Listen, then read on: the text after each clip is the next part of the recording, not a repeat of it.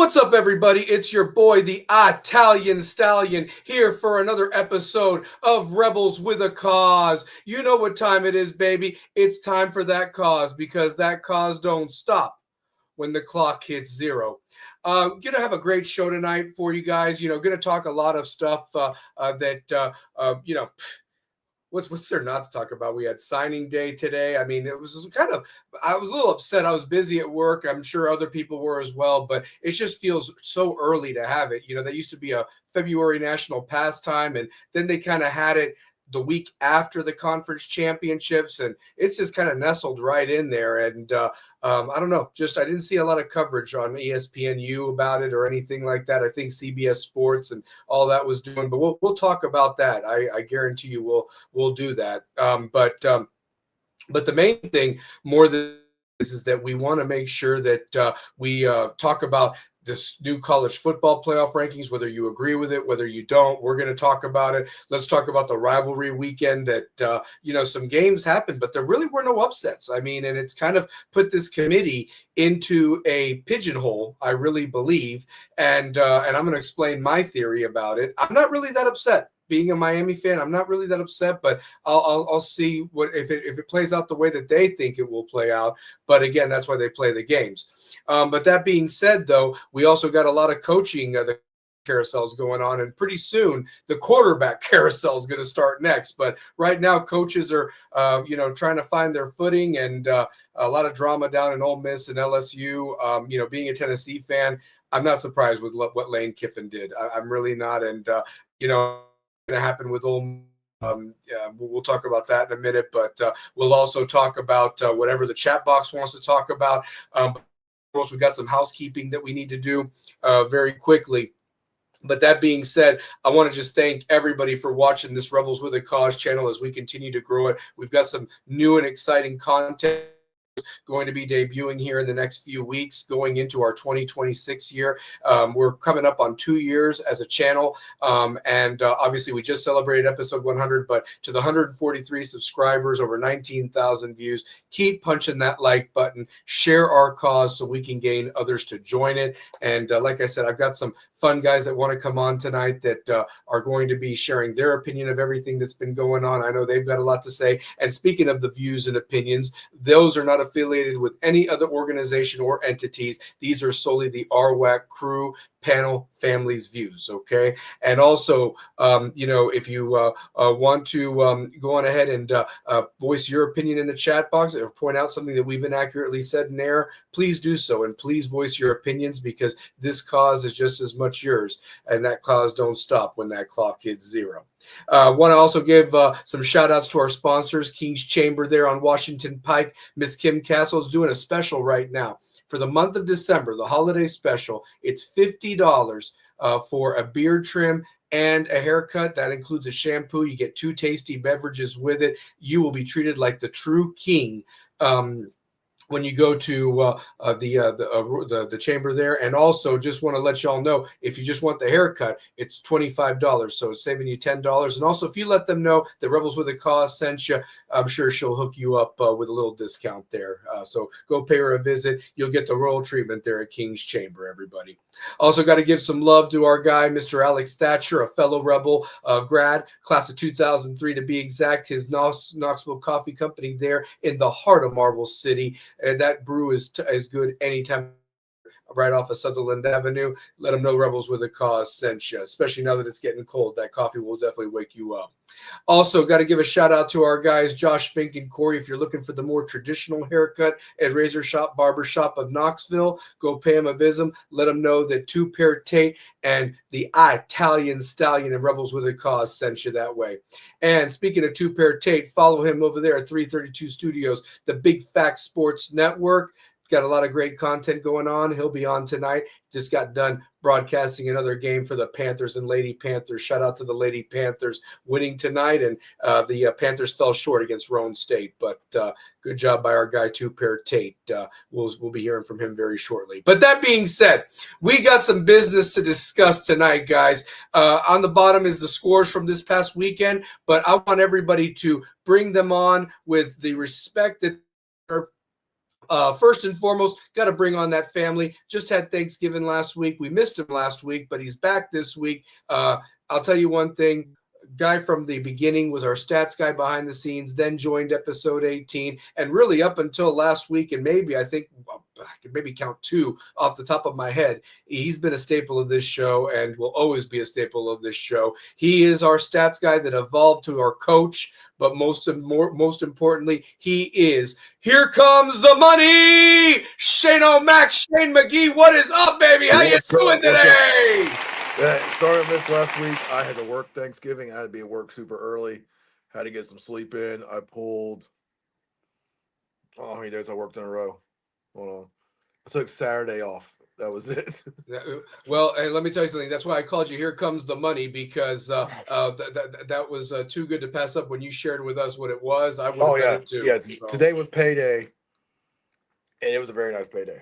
There you go. There you go. About so 80 this week. So nice. Very nice. I'll be tired, but I need to get back on here and talk sports because I miss talking sports. Well, we got a lot to talk about for sure. And before we get into that, let's bring on our other panelist. Let me tell you something. He's joined the cause. He's a staple of the family.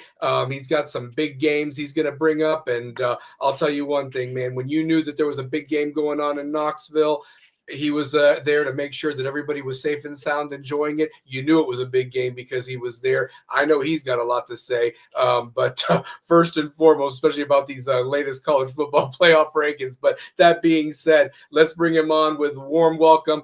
Our guy himself, the one, the only, big game, Kerry Reeves. How you doing? What's up, everybody? How's everybody tonight, man? I'm ready to talk, ready to have some fun. Oh, doing good. Hope everybody's Thanksgiving was as bountiful and pleasant and had some good food, good food, good company, and everything else. Mine was pocket filling. Yeah, I saw that Cracker Barrel stuff you had. That's no joke, man. Yeah. Well, the next day they ordered us Texas Roadhouse. Well, see, that's even better. That's even better, man. There you go. I ate better at work than I have at, well, unless I cook.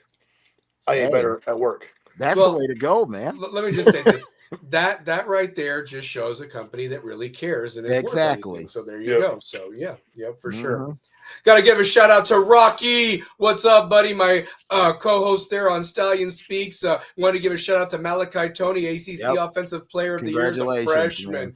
Man. And Big Ruben Bain, ACC Defensive Player of the Year, going to be making an NFL team hopefully better next year in that first round. So for sure.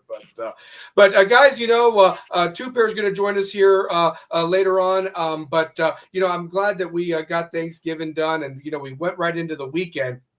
And, you know, realistically, the A&M game was probably the only game that would have been considered an upset. You know, the big one out west where Cal put it together and upset SMU and backdoored our way into this Duke versus Virginia ACC championship game, which is just shameful. As you can see, if you look under mine, I'm letting the ACC know that they just need to stick to b-ball. That's what they need to do, and that can be baseball as well. But when it comes to football, they don't know how to do tiebreakers. They don't know how to officiate games. They don't know how to get good bowl tie-ins. They are a joke, and it starts at the top with a Notre Dame of a guy whose kids even go there, I found out, which makes the story even funnier, Dr. Jordan over there, but or Jim Phillips, whatever his name is. Jim Phillips, That's it, but that buffoon. But anyway, you've got Virginia and Duke with a possibility of Duke winning, and there not being any ACC teams in, and 2 group of 5 teams waiting to get their, you know what, pushed in come first rounds of the playoffs. But guys, you know, what stood out to you before we get into those rankings of the games this weekend and so forth?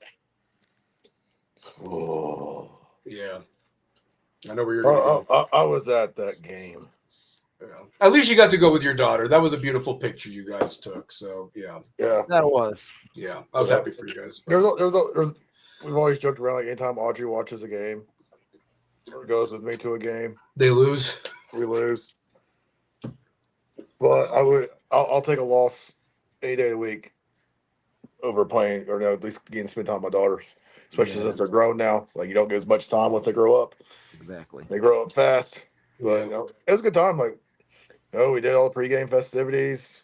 She saw one of her former.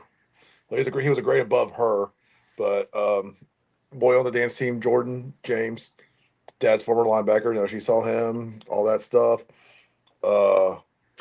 We tried to catch the ball walk, but man, watching little brother do what they did to us. Oh, Yeah. It's tough. Yeah, that was tough. That It was was tough tough to to watch. watch. I've never been at Neyland to watch a Vanderbilt loss. Yeah. Yeah. I was part of the one in 2005, my senior year, the last home game. Jay Cutler and Vanderbilt beat us, and that's what didn't ultimately make us go bowl eligible for the first Yep. time in years. I was in I uniform. think- I was I in think- uniform that day. The highlight was getting to see a Pavia arrested. Yeah, you Yeah. did. Yeah, Pavia's brother got arrested. That's true. Yes. That was a highlight. Yeah. That was a good highlight. Well, and I'll tell you this, man. I mean, you know, I don't want to. Yeah, I just think it just was a coincidence that she just happened to be there. I blame the Vols. Where the hell were you at in the second half? Because Yeah. you stayed in the locker room, and Vanderbilt came out and played the second half. That's No what adjustment, no happened there. physicality. Nope. Yeah, and that's been a theme, by the way. That has been a theme all year long. If you think about it, like there has not been. I was very disappointed with the Vols this year in the three biggest games at home, and you had an opportunity at some point or another that you were either leading or winning, and you didn't take care of business. And you know, it's just inexcusable. That to have a home crowd and how fired up and everybody was and who shows up, you should win every damn game at home. Every I damn will game. say I've been to 2 games this year. 2, I'll call them big games because both games were against ranked opponents. Ranked opponents. Yep. Yeah, The whole Neyland effect right now, is nothing. nothing. It doesn't get loud anymore, and I blame it on the boosters and donors who they've got all the money and they don't show up to games. Then the average Joe like me who works his butt off to make sure he can go to a game, we're getting closed out. Yeah. Yeah. Well, Kerry, what did you think about these weekends games or whatever? Anything stood out to you, brother? Yeah, the Cal game stood out to me because I didn't see that coming out of Cal because No. they just fired their coach, and Yeah. you figured they might have been. They were already bowl eligible. I figured they'd go into the game, play a little hard, and then SMU would overtake them. No, the beginning was horrible. Mm-hmm. The beginning was horrible. You want to talk, and you also want to talk about something else confounded me, and I have to credit my brother for this. Mm. He lives out in Las Vegas, so he's a big part of the Mountain West. Did you know that the Mountain West Championship game involves UNLV, the only 10-win team in the league, who finished in a tie for second because they lost to the 2 teams in front of them, but all 4 teams ended up tied 6-2. Computers put UNLV in the title game against Boise State. Computers. Well, I mean, I just don't understand these tiebreaker rules. I mean, how hard is it that you've eliminated the divisions. There's a lot of teams in these conferences, but what happened to who's the higher ranked team? Now, again, that could be subjective because it is based off of coaches or AP, but I think the body of work speaks for itself, especially if you have some out of conference wins or something. I just don't know, why are they making it more difficult for these tiebreaker scenarios, and especially at the ACC and Mountain West level, guys? And see, that was my original question at first, but then I did some digging, and I have to credit my brother for this. Boise and the 2 other teams they were tied with did not beat anybody outside of the Mountain West. UNLV, however, beat UCLA. Oh, that wow. turned out to be the difference in the computer ranking. The fact that they got a Power 5 victory helped them push into the title game. Yep. And imagine that. I mean, if the ACC had done that, obviously Miami and Virginia would be playing instead of Duke. I mean, that would be if they use that same scenario or what have you. You know, guys, one thing that stood out to me was, I was really shocked of how well Ole Miss played on Friday with all the distractions that came out, especially knowing with what was going on. I will say this much. I think that I may have jumped the gun a little bit with Texas A&M because I hate that the Reed kid had gotten hurt in that game, but he did come back. But A&M looked completely, like the team against South Carolina. They just did not look ready to go. And then I see Oklahoma, who, yes, they have a good defense, but that offense is just been ass. And LSU, who has no quarterback, no coach, almost beats them in Norman, And then to stink it up even worse, I see the SEC refs helping Alabama down the field with blatant calls, and Auburn really could have won that game. And the guy fumbled, I get it, but it shouldn't have even come to that point or whatever in that game.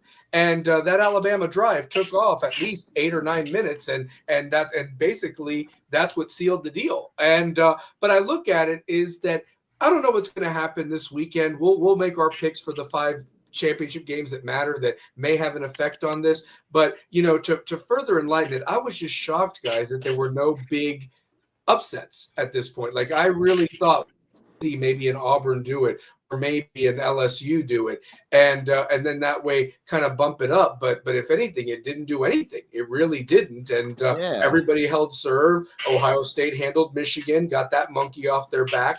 That was very impressive. Yeah, we knew Indiana was going to roll Purdue. We knew they had the easiest thing, and that's what it was. But, Miami looked good against Pittsburgh and beat them worse than what Notre Dame did. But I guess my question is that the committee right now, and I'm going to put the rankings up now more than anything, and I'm going to ask in the chat box as well, who would be in your top 12 right now? I mean, obviously, you do have to give 2 of those spots unfortunately, to a group of 5, which I don't really understand, but it is what it is. And then you've got to give it to one of these 2 ACC teams. But realistically, I think that there should be something in the bylaws that if the champion doesn't meet the criteria, that the next best team goes or what have you. I don't know. I'm thinking out loud here. But if you were in the committee room right now, and you do all their stupid metrics of how they've tried to fit the narrative to make them sleep better at night.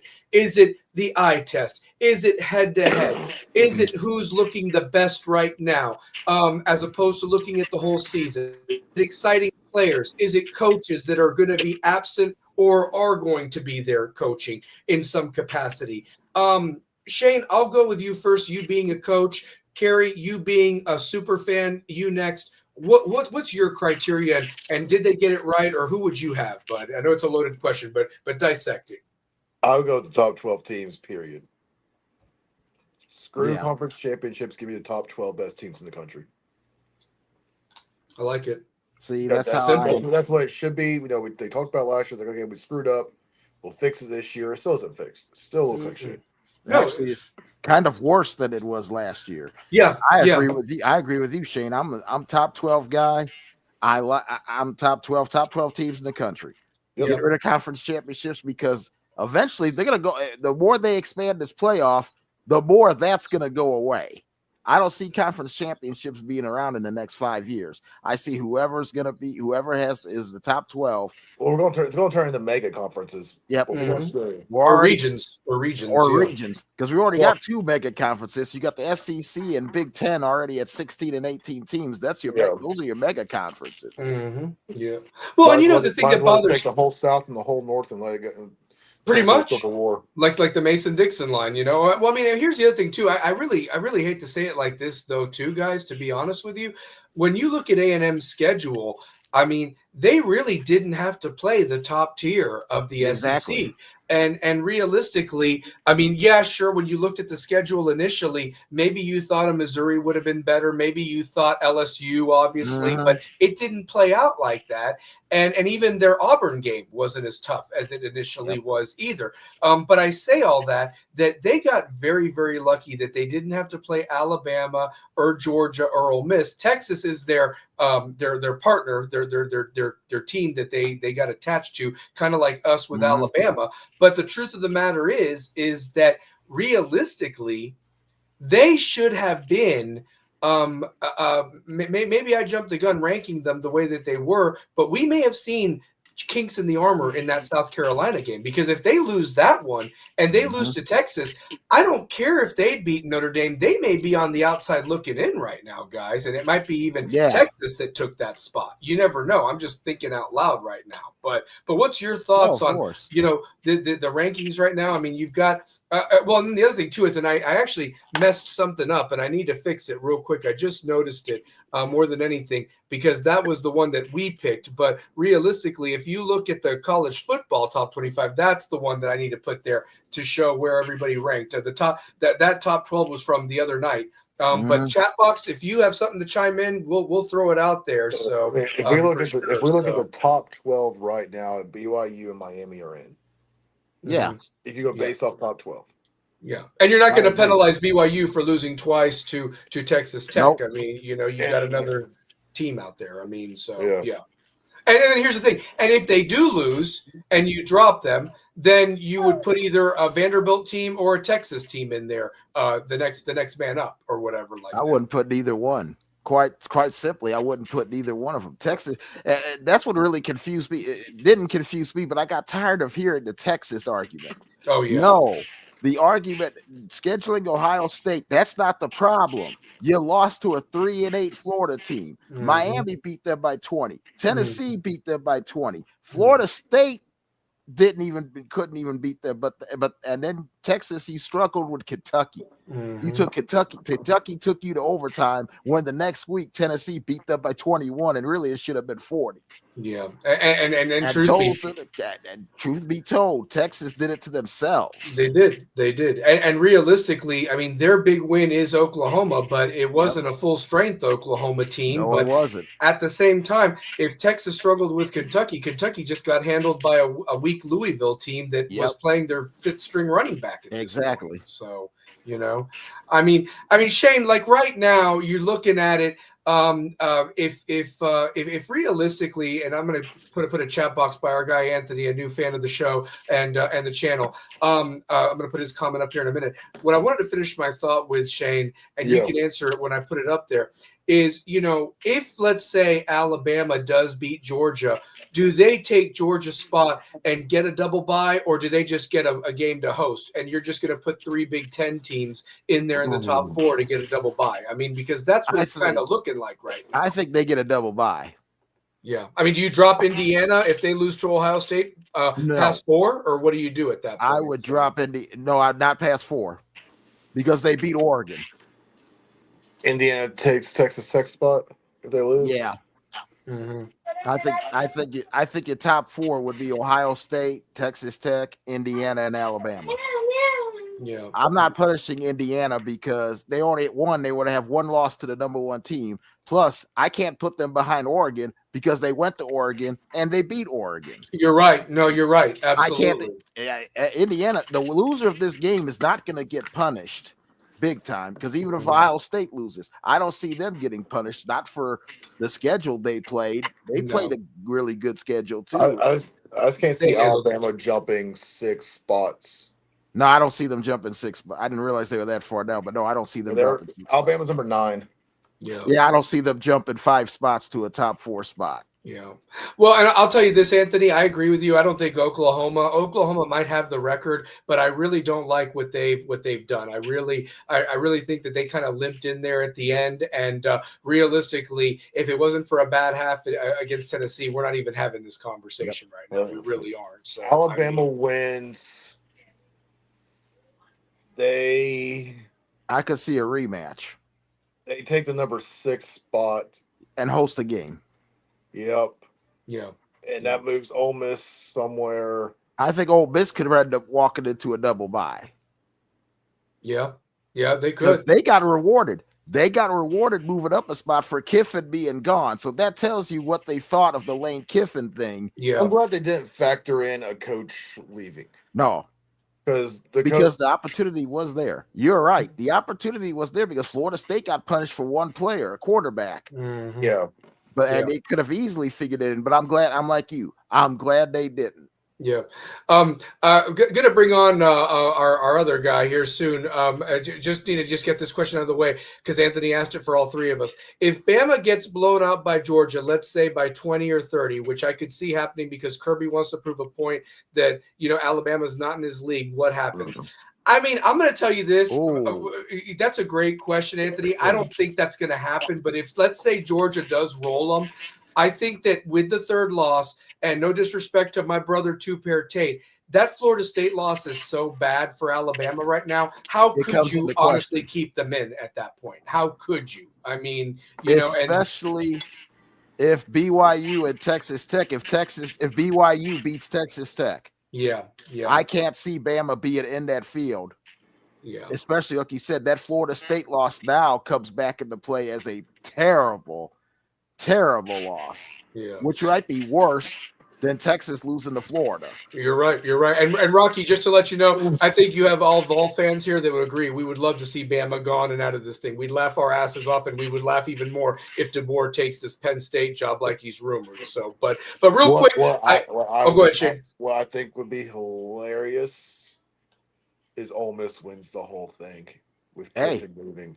They could pull a Michigan basketball team of 1989. A great story. Bill Frieder, the coach of that team, led them to the NCAA tournament.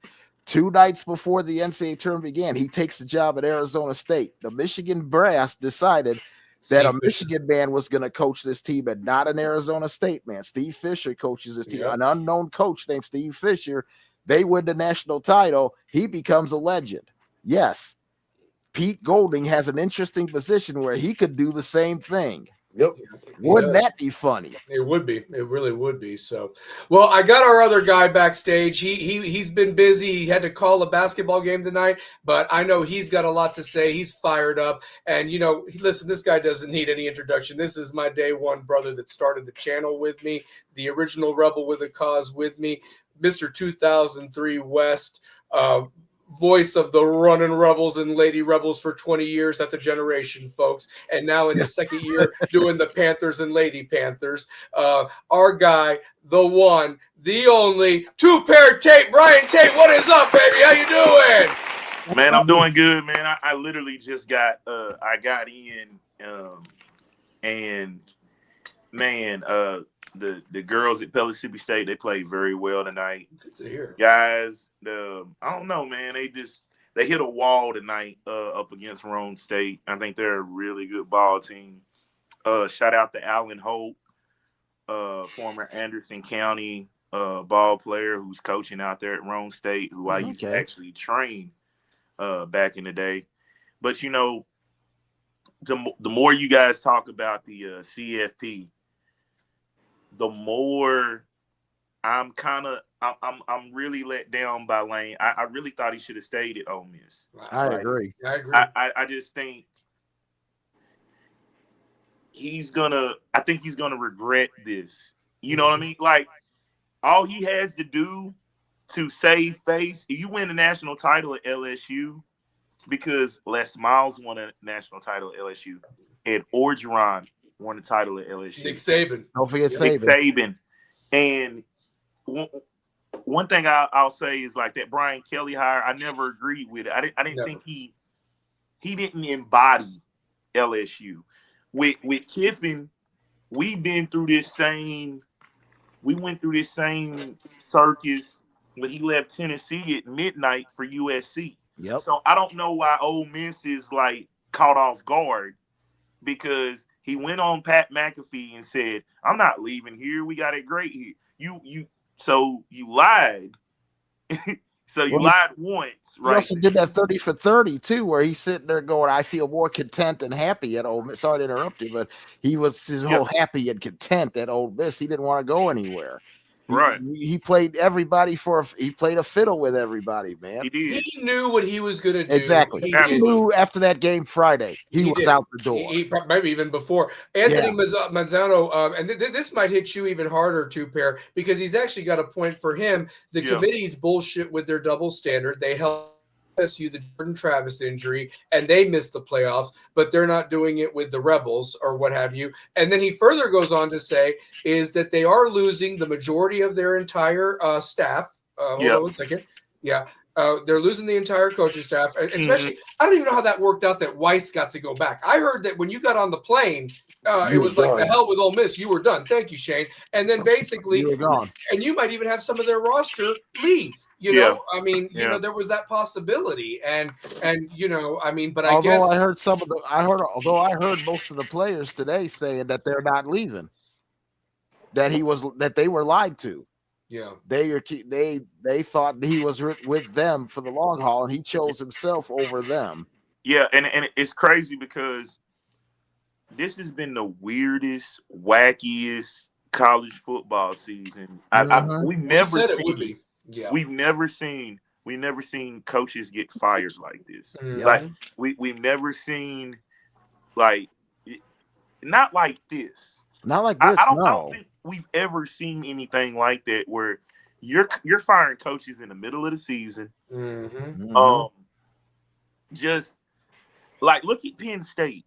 Look They- at Penn State. oh my gosh, guys, it's a Look dumpster at fire. Penn State. The one that started How it is still horrible. on the outside out. Yeah, keep going, Tooper. Go. How Unless they get- horrible. Unless How they get the guy horrible. they want. Yeah. Go ahead, Kerry. Unless they get the guy they want. And I believe, like me and James talked, that this weekend, one of these coaches from this weekend's games is going to be Penn State's next head coach. And the two people that are out there is Manny Diaz and Caden DeBoer. Hear me out. What's Alabama The coach the that Boardrooms? the coach that Penn Rejoice. State, the coach that Penn State should be going for. Mhm. And I didn't agree with it at first when I thought about it, but I think Brian DeBall. See, that's another name that's being. Yeah. put I up feel too. like if you're gonna go for a hire, either go for DeBall or you should have not let James Franklin. His only problem was he couldn't win the big games. Like Mhm. He just signed the top 25 class with only 2 weeks on the job. Yeah. yeah. And Penn State only has 2 commits, guys. It They is are the worst. 138. It's the worst recruiting class I've ever seen. They are 138. But I like what Anthony says right here. When they're losing their entire coaching staff to LSU and possibly have their roster might transfer in the game. I think when you penalize FSU for losing Jordan Travis, I kind of look at that way with Ole Miss. Even though they're 11-1, I don't think Miami should get penalized. They beat Notre Dame head-to-head, right? Yep. Yeah. So if you beat that team head-to-head, I don't care about them going on a 10-game winning streak. Exactly. They lost the head-to-head. I don't care if it's the last week in August. You lost who you lost to. Yep. That's right. Right? Mm-hmm. And their common opponent, and you look at those common opponents, you look at a team like, okay, Texas pulls off the unthinkable. We didn't even know. I don't think anybody on the panel picked Texas. No, we all went A&M. We all all did go went A&M. Yeah. That game kind of, I don't know if that was good for Texas A&M, but in a sense of if they played in the SEC championship and they lost the SEC championship. So I kind of think it helps them in a way because we saw what Marcel Reed was as a passer, and it didn't look good. It didn't. They put him in unfavorable positions when you look at that Texas A&M game. A surprise was Texas Tech. And I think Texas Tech has benefited from playing BYU when they caught BYU. Yep. They caught BYU at the right time. Yep. And that looks like an incredible win. But what have we seen BYU look like after that Texas Tech game? They've been dominant. They've been dominant. Yeah. The Georgia-Alabama game, here's what I want us to think about. Kirby Smart has not beaten Kalen DeBoer. Yep. He's 0-2. Well, he didn't beat Saban either. Right. That is Kalen DeBoer's saving grace that he beats Georgia. Mm-hmm. You know what I'm saying? He can hang his hat on that. Yeah. Another thing I like to look at, I am not big on any of the group out of the 5 that is not in. If you're not ranked in the top 15, I don't think you should be in the playoffs. I agree. I don't care if you win your conference championship, but if you're not in the top 15 teams, I don't think you get a say in playing for that because you're looking at a team like Miami is 10-2 and could be out of the playoffs 2 years in a row with a 10-2 record. Yep. And I'm not a big Miami apologist. I'm just looking at it from the facts of who did you play head to head? Who was your common opponent? Yep. And how did Back they to look the at the match. time you played them? Because you know Anthony's got a great point right there. He said he was actually addressing you two pair that they're digging, talking about the CFP committee. They're digging Miami for USF and FSU falling out of the top 25. Yet those were two top 25 wins when Yep. the games were played, and were Miami played. looked dominant, you know, for the majority of both those games. Yep. And then here's the other thing too: you're not going to fault Alabama though for losing that same weekend the way Notre Dame did. It's like almost like August didn't count and they were preseason games, And and that's the not real right. season started in September. And that's not right. And that's No, not it's right. not. No. It's not. And that's the thing that's the thing that kind of like, other than the Tennessee Vanderbilt loss, and I'm glad Anthony said that. But could you keep that one up right Yeah, there? I'll keep it up. Yeah, I'll keep it up. Yeah, Because exactly. I think that's really cool what he said. Anthony, kudos to you for being in the chat and saying that. It is really the problem, because we didn't think Florida State was going to fall off the mountain. No, we didn't. No. What we saw, I'm being a resident Florida State fan, I think the fall started that Virginia game. When they lost to Virginia, it felt like they never could get their balance back. If they beat Virginia, they head into Miami undefeated. Yep. That is a bigger game than it is with them losing to Virginia. Yeah, because we said that would have been a top 5 game. That would have been, never mind top 20. It would have been top 5. So easily. And another issue I have, okay, if Miami lost 2 games in the conference, I don't want this to sound like a Miami love fest, but I'm just looking at it from an objective eye. It should be Miami and Virginia for the ACC championship. Yeah, agreed. Because I don't feel Virginia is as good as a team as Miami to be playing for the college playoff. Kudos to Tony Elliott though. For when we saw those guys carry. Remember when we talked about this? The UT game, I think it was Joe Milton's first start. Yeah, in Nashville. Yeah. That team, that Virginia team, has came leaps and bounds from where they were in 23. After that shooting and everything that happened at the end of that previous season, they were just still fresh off of all that.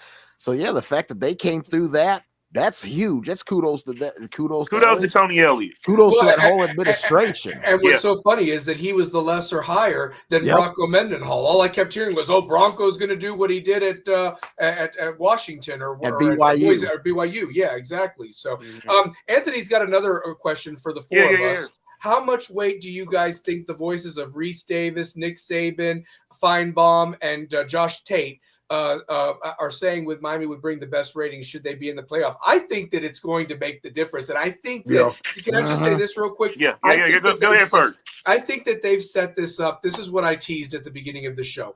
I really think that I was very, if Notre Dame had still been in front of Alabama, I would say Miami has no chance. But what I think is set it up that they really don't think BYU can hang with Texas Tech. And I think that once Texas Tech wins, they're not going to penalize either Bama or Georgia for winning or losing. And then basically that sets it up for Notre Dame and Miami to be next to each other, to the clip that Uric said a couple weeks ago that he sounded like a complete moron. Dummy.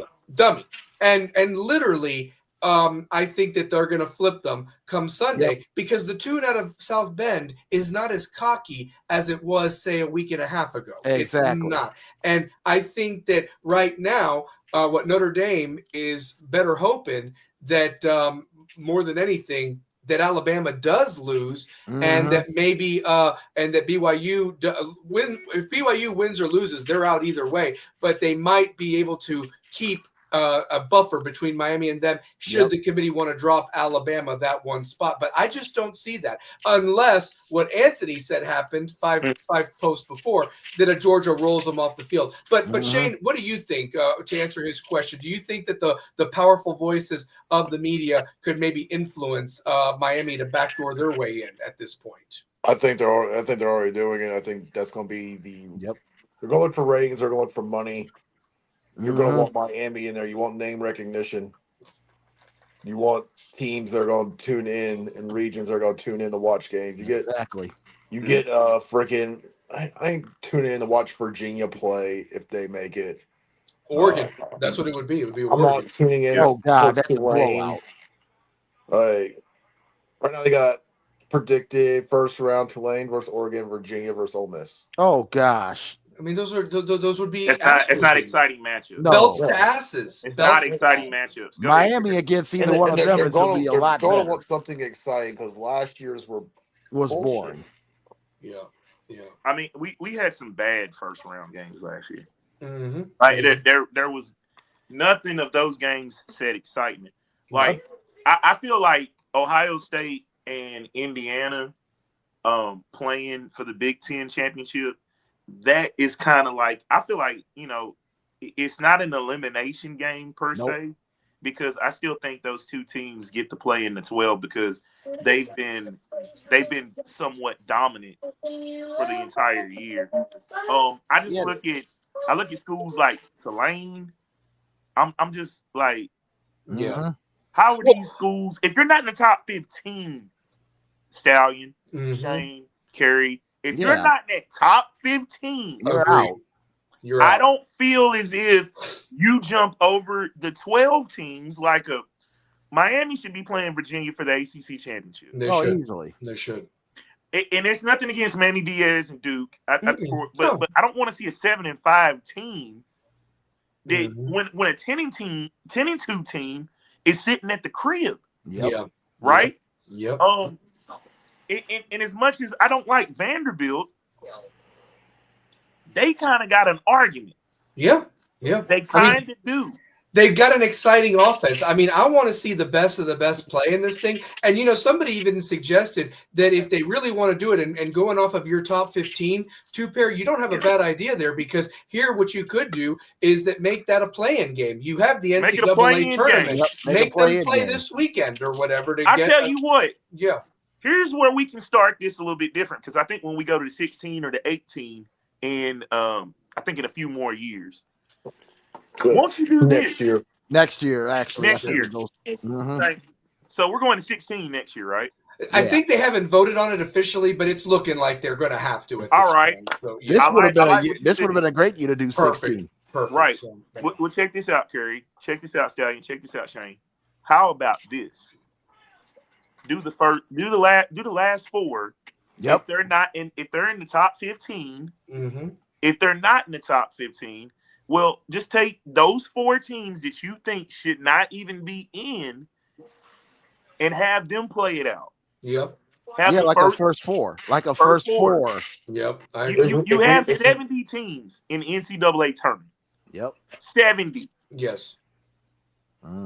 They went from 64 to 68. To 68 to 70 now. We have 70 teams in the NCAA tournament. Yeah. So this is where I want to say to the CFP, look at the head-to-head. Look at the common opponent. There's no way on God's green earth that Notre Dame should be ahead of a team that they lost to. Exactly. It just make sense. I would take based off standings right now, a USC versus Utah and a Vanderbilt versus Texas play-in. Oh, say that again, Shane. Ooh. If we go just the top 12 right now, and we expand it to 16. Here, I'm going to put I'll do the banner. By the way, Hunter Urick is Jethro Clampett of the Beverly Hillbillies, Anthony. Oh, I like that, Anthony. That was good. I like that. He is Jethro. He's an idiot. Yeah, hold I on one second. That buffoon. All right, here is this is the last CFP top 25 at the bottom. So so you'll have Texas coming in there right at 13, right behind Miami. Yep. Vanderbilt's at 14. They dropped Utah, even though Utah did not look impressive these last 2 weeks. They dropped them. And so there's that. So Utah's out at 15, and then at 16 is your first. Is USC, who realistically lost to Notre Dame, lost to Oregon. I mean, I'd have Texas versus USC and Vanderbilt versus I wasn't impressed with USC this year. I would take any of those four teams: Texas, Vanderbilt, Utah, and USC. I would watch a playing game off that. I would watch exactly. I would love, but you know what? As much as I hate saying this on this show, It really killed me to watch what Vanderbilt did to UT. Oh, it really we could be looking at a Heisman finalist, and that was He's he'll third be a right now. finalist. Yeah, I he's like third right now. Mendoza to If win. he wins the Heisman means nothing. I'm sorry. Nah, that ain't gonna Not happen. before a Tennessee Yeah, guy. Like, that will I not can't happen. have a Vanderbilt guy win Nope. the Heisman Trophy before, like, all the great Tennessee players that didn't even win one. Yeah, You gotta they'll give that guy. Yeah, no, that won't happen. I can't stand him. Even Phenomenal player though. Phenomenal player. The winner of the game this weekend. Watching him play in person, he's a very self-centered player. Yeah. Mm-hmm.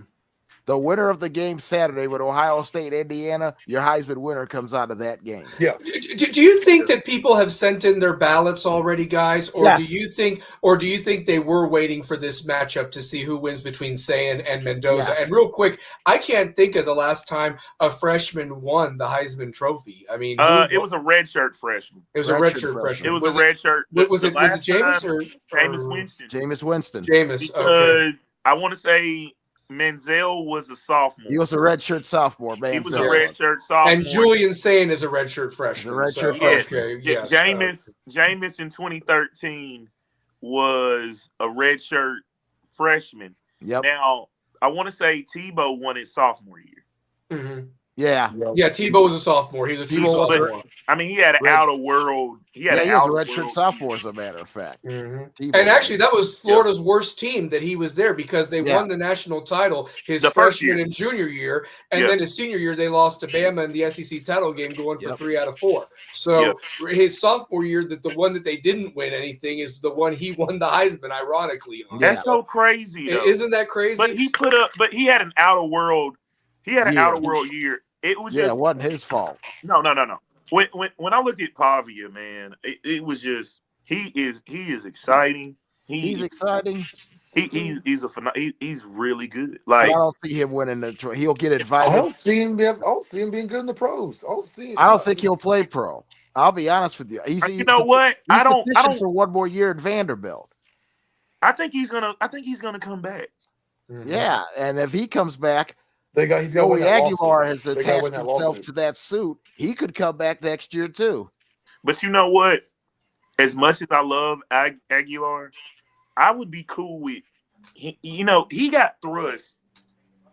He got thrust in a position where he got to the school in about May. Yeah, he didn't have much time to get acclimated. This turned out he way got better acclimated, and he's been top 5. He's been imagine a full off season. Imagine a full off season. Yeah, that's what I'm saying. Yeah, we threw for 3,400 yards this year, and only had just about the summer to learn the offense. That's what I'm saying. Like that's crazy, right? We do have a question from Anthony. Sure. He asked us, out of the top 10 that are right now, who would be the best matchup style for Miami if they make the playoffs, depending on where they're ranked, if they get in? I want to see Miami and Texas A&M. It'll be Texas A&M. I want to see Miami and Texas A&M. The Miami, I think, would win that game, and I think it matches up very well for Miami. That's a great matchup for Miami. Yeah, I would love to see them play. But the thing with Texas A&M, I didn't realize how much of a passer that Marcel Reed, when they put him in those favorable passing long third downs, it just looked like Texas was a different football team. Yeah. That's not the same Texas that lost to Florida. Like, they look like a completely different team. Now, one thing with like Sark, because I know he's gonna be petitioning his ass off. Mm-hmm. I don't believe that they're one of the best 12 teams. No, they're not. You had your chances earlier in the year. I mean, they're damn lucky they don't have 5 losses at this point because they escaped with Mississippi State and Kentucky. And, Anthony Mazzano did say that a lot of Notre Dame alum are trying to pump Love into the conversation. But he says, did he even have the numbers like a Trent Richardson or a Derrick Henry or a Mark Ingram? There's a lot of games he didn't finish. He didn't finish a lot of games. No, he didn't. They didn't. blew out so many teams that he didn't finish a lot of games. Could you imagine if he had played 4th quarters in some? Now, I'll say this. The numbers I think he gets the Doak Walker Award for best running back. Probably, I think he gets the best running back in the nation. But I don't see. And he'll be invited. I think he'll be invited. I think my 4 invitees right now would be Mendoza, Sain, Pavia, and Love. Probably. I ain't got no problem with it. That's my 4 I feel like those are the 4 best players in college football. I don't know if I could do a week of Pavia media for the Heisman. Oh, I'm just Oh, not. man, you gotta I'm see not I a don't see fan him of winning him. it. I mean, not a right fan there. of I'm him. right there with you because he couldn't. Yeah, I didn't, James. I didn't see this guy like last year. I thought they had a solid team. Yeah. They're gonna bring back some guys. yeah. You would have told me that Diego Pavia was gonna come into Knoxville and I do what he did. don't know the Mhm. defense. How do you not have The fire? defense checked out. Yeah. Banks should have been fired the minute that the game was over. Banks should have been fired. The game was over. But But you know what? I don't want to fire. I don't want to fire Banks because he had a top defense last year. Yeah. I don't think it's. Let's put some things in perspective. Sure. That defense, Vanderbilt's offense was like a youth offense against the defense. Right. Outside runs, torching you for 15, 20 yards. That's what happens when you have a veteran offensive crew. You know what the average age of those kids were? 23 to 24 years old. Right. That's a huge difference between that and 20 and 21-year-olds on that defense. But let me put this in perspective. You don't have your starting cornerbacks. You don't. All year. Safeties. When's the last time Tennessee had a great safety that's not named Eric Berry? It's been a minute. And if you say Nigel Warrior, I'll give it to you. Yeah, that's a possibility. Cam Sutton Jackson before he got. Was Cam Sutton a cornerback or a safety? He was a corner. But hear me out with this. I don't think it's much on Tim Banks as it is on you're having Willie Martinez. No, what I'm saying is I don't think it's as much on Tim Banks as it is. I want to say let's put some onus on the players. Mm-hmm. Like no pride. Like that's just unacceptable football. That's not complimentary football. You can't tell me that you can't get up and then did you hear Aguilar saying, "Well, we didn't practice practice didn't we were off in practice." Like I don't want to hear you say that. No, I don't want to hear that. Yeah, you know what I'm saying. You should have the way they played though. You can see it. Like, it's unacceptable though. Yep, it's unacceptable. Practice should be harder. You don't than lose game, to Vanderbilt. Yeah. It's just you don't lose to Kentucky. You don't lose to Vanderbilt. Well, and not only that, it wasn't just a loss. I mean, they won handily in that second half. I mean, it's like we didn't even come out of the locker room. It felt like. I mean, at that point, it didn't. And realistically. Vanderbilt, or then you look at Auburn's offense.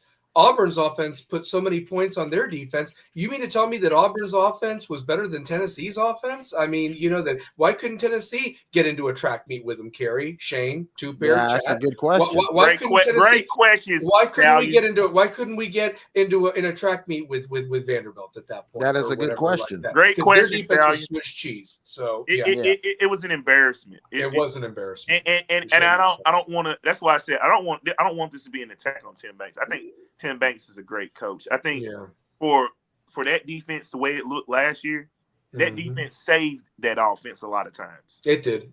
Yeah, all we had was the run game last year. I also don't think our offensive line was as good as it was last year.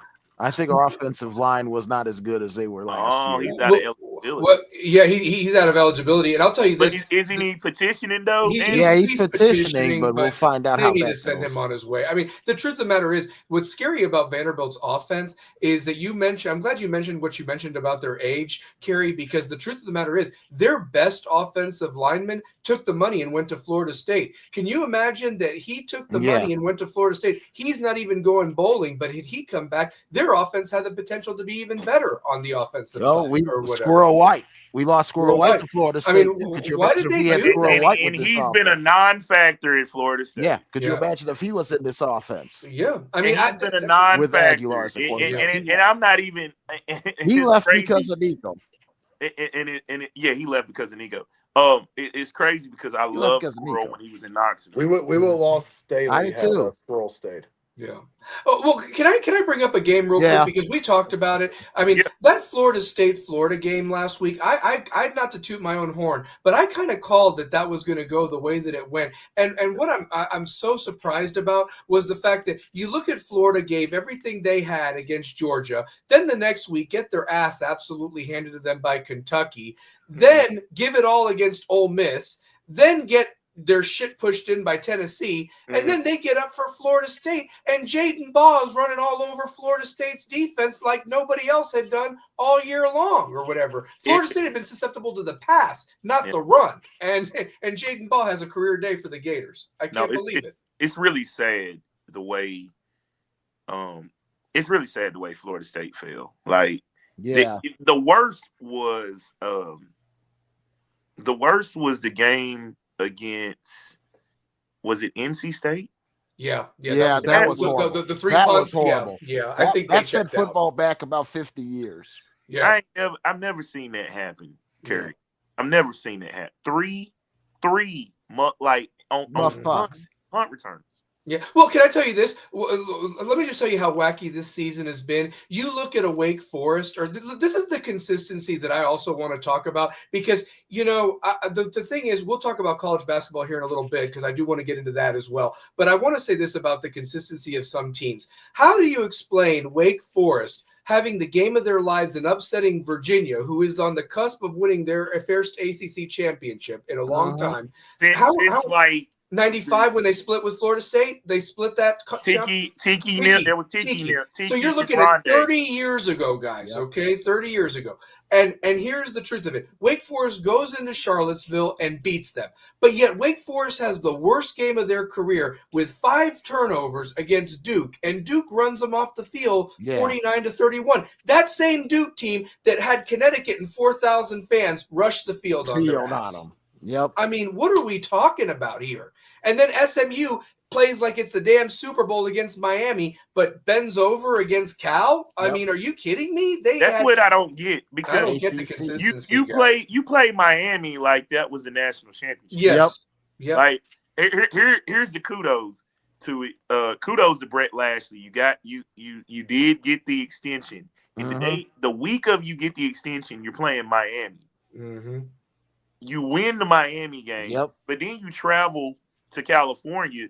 Now, let's play a little devil's advocate. When Miami has to go to Texas, that's a long way to travel. You guys go to California and get smacked by a coach that ain't even there no more. And a freshman quarterback that now is at the top of everybody's board for the quarterback carousel that starts next week. So you watch. So I mean, and Penn State still doesn't have a coach, and Penn State still doesn't, and it serves them right. By the way, I will say this: Anthony does say that they did flip Jared Curtis coming in today, and he can start right away and so forth. And you're right, he probably could, honestly. And the thing is Vanderbilt just extended Clark Lee.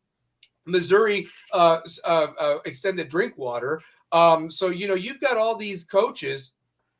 I mean, it's talking about Penn State real quick. That pool is really small right now, guys. I mean, and real quick, I'm going to just let you know the names. And then, two names got fired quietly. I'm going to tell you a loser. If we ever did a segment of the loser of the week or whatever, I'll tell you this. It's Jonathan Smith. Yeah. Jonathan Smith, a couple of years ago, who was the quarterback for Oregon State when Ken Simonton was, and they had an 11-1 year. They're the team that beat Washington, who beat that Miami team, who beat Florida State, that all ultimately lost to Josh Heupel in Oklahoma. Out of hell, the first BCS. Yes, exactly. Mm-hmm. So, but Jonathan Smith comes home to Oregon State, has what's his name that played quarterback for Clemson and Florida State for a minute. DJ Ugalele.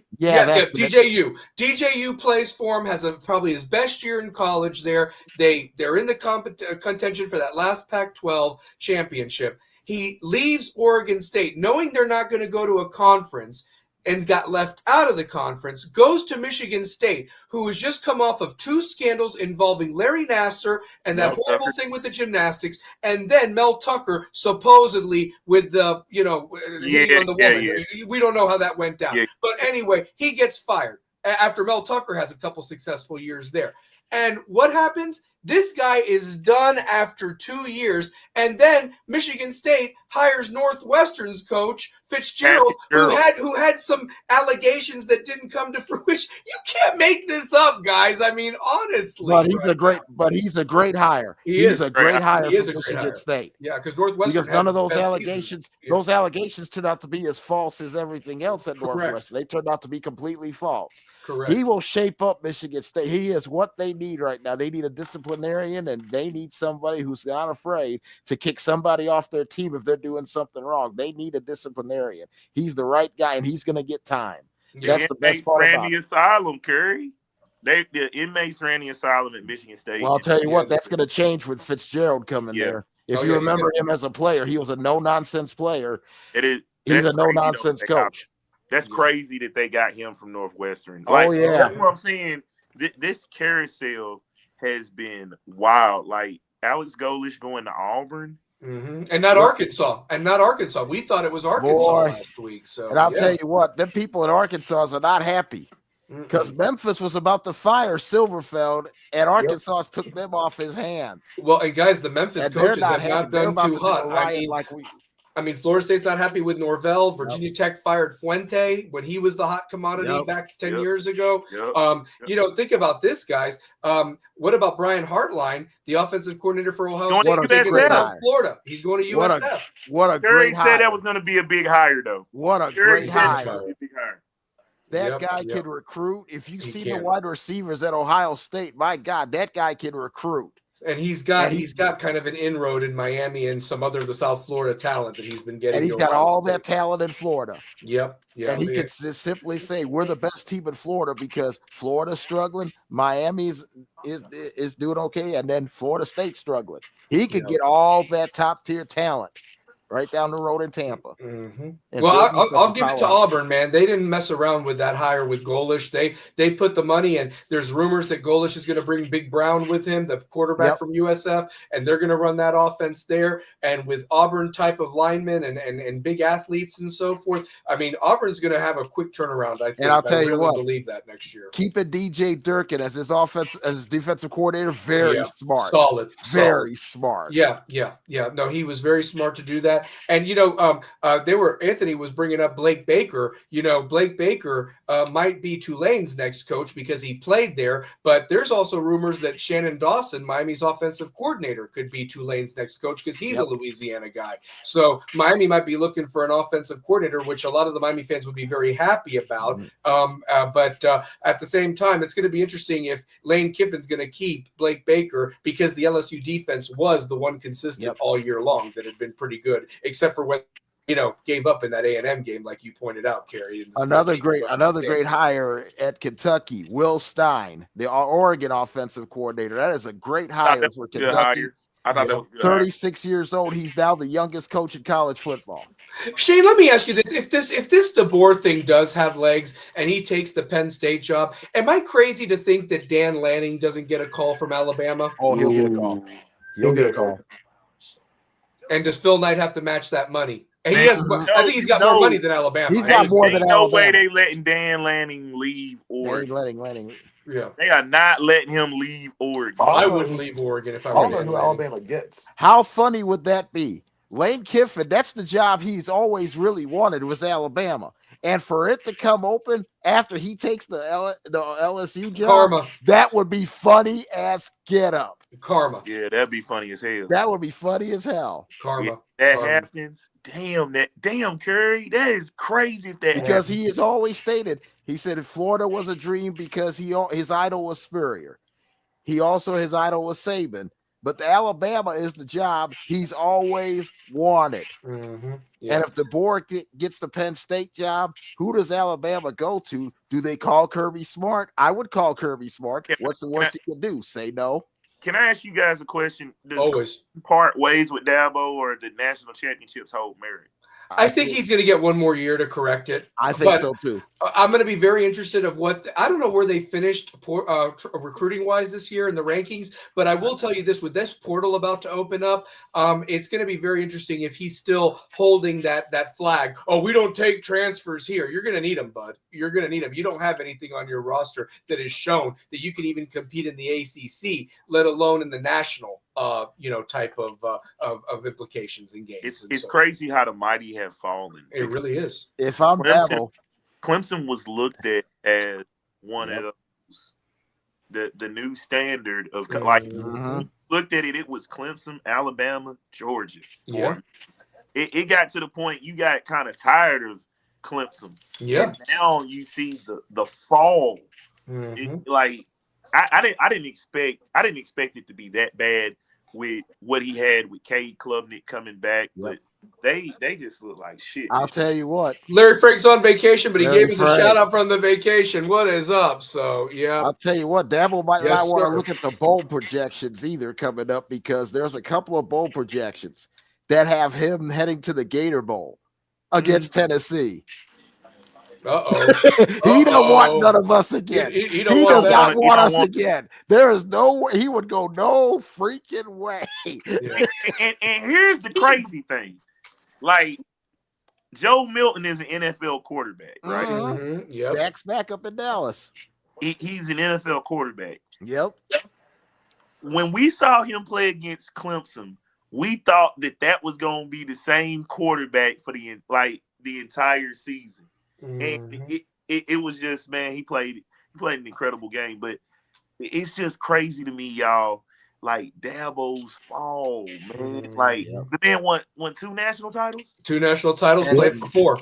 And in reality, they haven't been the same since that game. No, but they haven't been the same since that LSU game. Yes. LSU kind of like rocked them that day or whatever. So it was a telltale sign. That game was like, I felt like that was kind of, but you notice it wasn't just that LSU game. It was the Tennessee game. It was the Tennessee game. Well, and you know what else did it? Everybody thought that there was going to be them playing Alabama in that COVID national championship. And remember, it was Ohio State and what's his name? The quarterback that transferred from Georgia to Ohio State. Justin Fields. Fields that pulled the upset, and then of course Alabama, beat the crap out of Ohio State in that Orange Bowl for the COVID national title. But still, it's just things like that you find interesting. And really, a lot of people thought, oh well, DJU was a #1 quarterback. He didn't live up to the hype of Sunshine. Nope. Then there was supposed to be Cade Klubnik, and he's not lived up to the hype. Nope. So what's the next thing? I mean, you need a good quarterback there to do what they do. But at the same time, they've also lost Venables. They've lost Elliott, who ironically are both in the way of maybe getting into the so maybe it was more not so much Dabo, it was his coordinators that was doing losing Venables hurt. Losing Brent Venables hurt. Hurt. But especially where you lost him too. Yeah. I just look at the way college football is, and the way they were praising man and stuff, and the way they were praising this guy, and for them to be a blip, I think he stays. Well, you want to know who I think also has contributed to the downfall of Dabo, and it really had some stuff that also, because we've always said that yes, settle it on the field, and it's ironic that I put settle it on the field, not the boardroom. But it's funny that Anthony brought something up in the chat about the influences of the media and everything of college football and the talking heads, so to speak. I'm going to tell you this: ever since Clemson beat the absolute hell out of Alabama in that game, that it was supposed to be, Tua against, and everything like that. Trevor Lawrence showed out. Exactly. And Clemson just walloped him. And even Saban was kind of like looking, kind of like, what's going on here? And he even tried to take the headset from his defensive coordinator, who was the scapegoat for that loss. And realistically, his offense didn't bring it that night. The Clemson defensive line owned that game. But I'm going to tell you, it was that whole group, that awesome, the Power Rangers that they used to do or whatever. But I'm going to say this: Paul Feinbaum took it as a mission to destroy Ola Dabo and tried to say, oh, he paints himself as this goody two-shoe Bible salesman, and he ain't nothing but. And it was like he used that, and it kind of started messing up the image of Dabo. And now, ever so often, Dabo is not calm and cool. If a media person, and it's not even Feinbaum, it's anybody that jabs at him or questions him, he loses his temper. And He then goes off. Feinbaum on his show goes, yep, you see what I tell you about him. He is really like, he's not the guy that buys pizzas for everybody. And I'm telling you, he's never recovered from that because it did carry over to the LSU debacle. It carried over to the Ohio State loss, and then they have just kind of just feathered away ever since. And No, so, he's absolutely. Hey guys, I got That's jump crazy. off. You said that. That's true. what now? Hey, I got to jump off here. Okay. All right, man. See you, bud. All right, Shane. Y'all go. Absolutely. See you, Be buddy. good, brother. Well, let me ask you this, guys. And I hated Shane had to go and so forth. But I did, chat box, still, feed us your questions and so forth. I did want to bring this up very quickly. Is that we do have 5 games that we do need to predict, and so forth. And chat box, chime in of who you think's going to win. But realistically, there's other games going on, but these 5 directly impact the college football playoff, unfortunately. And, we're going to start off with this Texas Tech and BYU game. And basically it's going to be at noon on ABC. They're in Jerry's World in Dallas. And I guess my question to you guys is it going to be more of the same? Does BYU get a little bit of hey, we get another chance at them. We're better than the first time we showed. But Texas Tech also feels that they left a lot of points out there, having to settle for field goals when they dominated that game up and down the field. But this game is in neutral territory, but hell, it's in Dallas. Which come on. So I love Texas Tech. I do too. He's a dude. I like their coaching. I think when you get a lot of those guys out of that West Texas area, get to Lubbock, they have really shown me a lot. Like I watched that BYU and Texas Tech game thoroughly. Yeah, I did too. I thought it was going to be closer than what it was. Yeah, because I'm in love with BYU's quarterback. Yeah, their quarterback is good. He's throwback. You know what I'm saying? Where's 47, Kerry? Yeah, 47.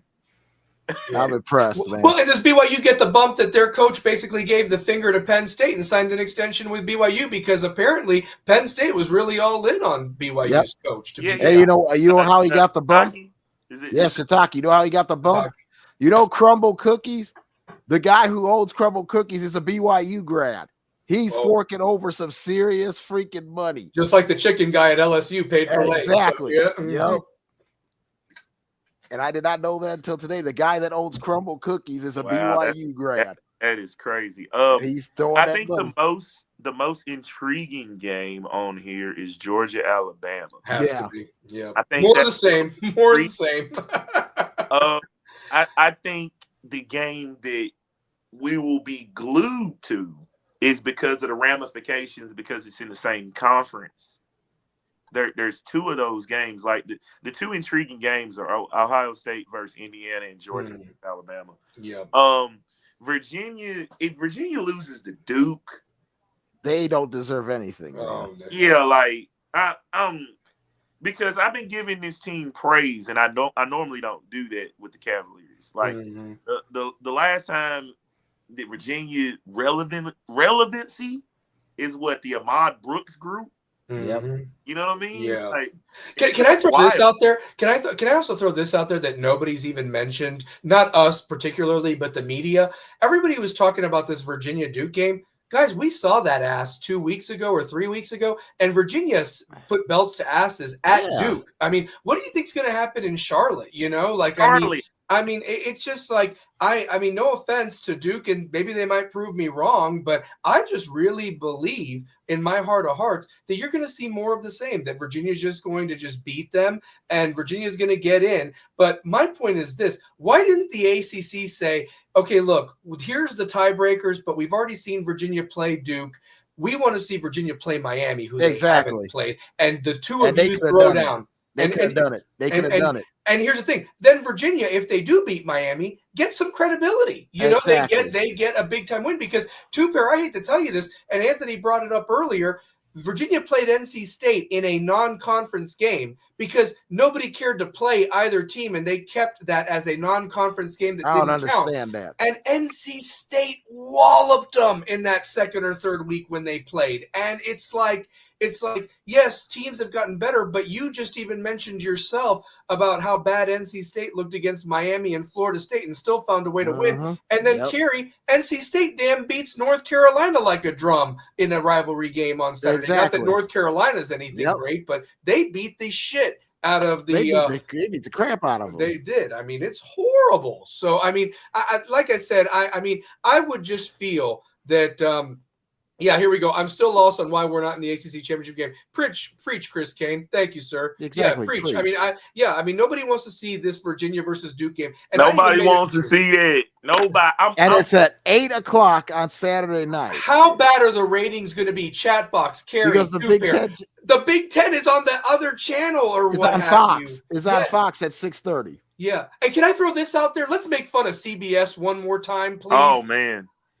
Again. Didn't they used to have the SEC championship guys when they had the SEC rights? And now they're on a 3-year rotation with the Big Ten championship what game because in they the had it hell? last year. Now get ready for this. In the hell? I mean, now get ready for this. CBS had the Big Ten championship game last year. Oh my God. Fox gets it this year. NBC gets it next year. Yeah. So it's on a 3-year rotation. CBS is carrying the Mountain West Championship, as a matter of fact. They get the Mountain West. Man, I'm going to tell you this. CBS fall from grace, bro. Who made that decision? I'm going to tell you this, man. I'm going to say this right now. You don't see ABC rotating with anybody right now. You do not. I mean, you don't see ABC rotating with anybody. They're covering the American on Friday and then the Big 12. The SEC and ACC, yes.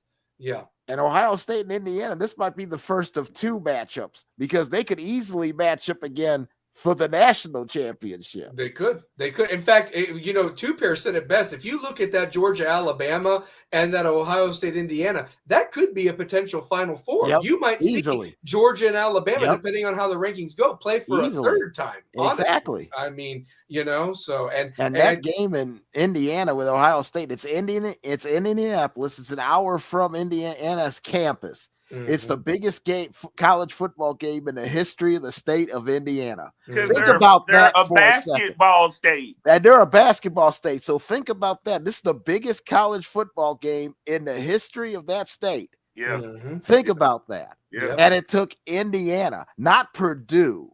It took Indiana. Yeah. And I think because look at it. Yeah. Look at you. If you notice it,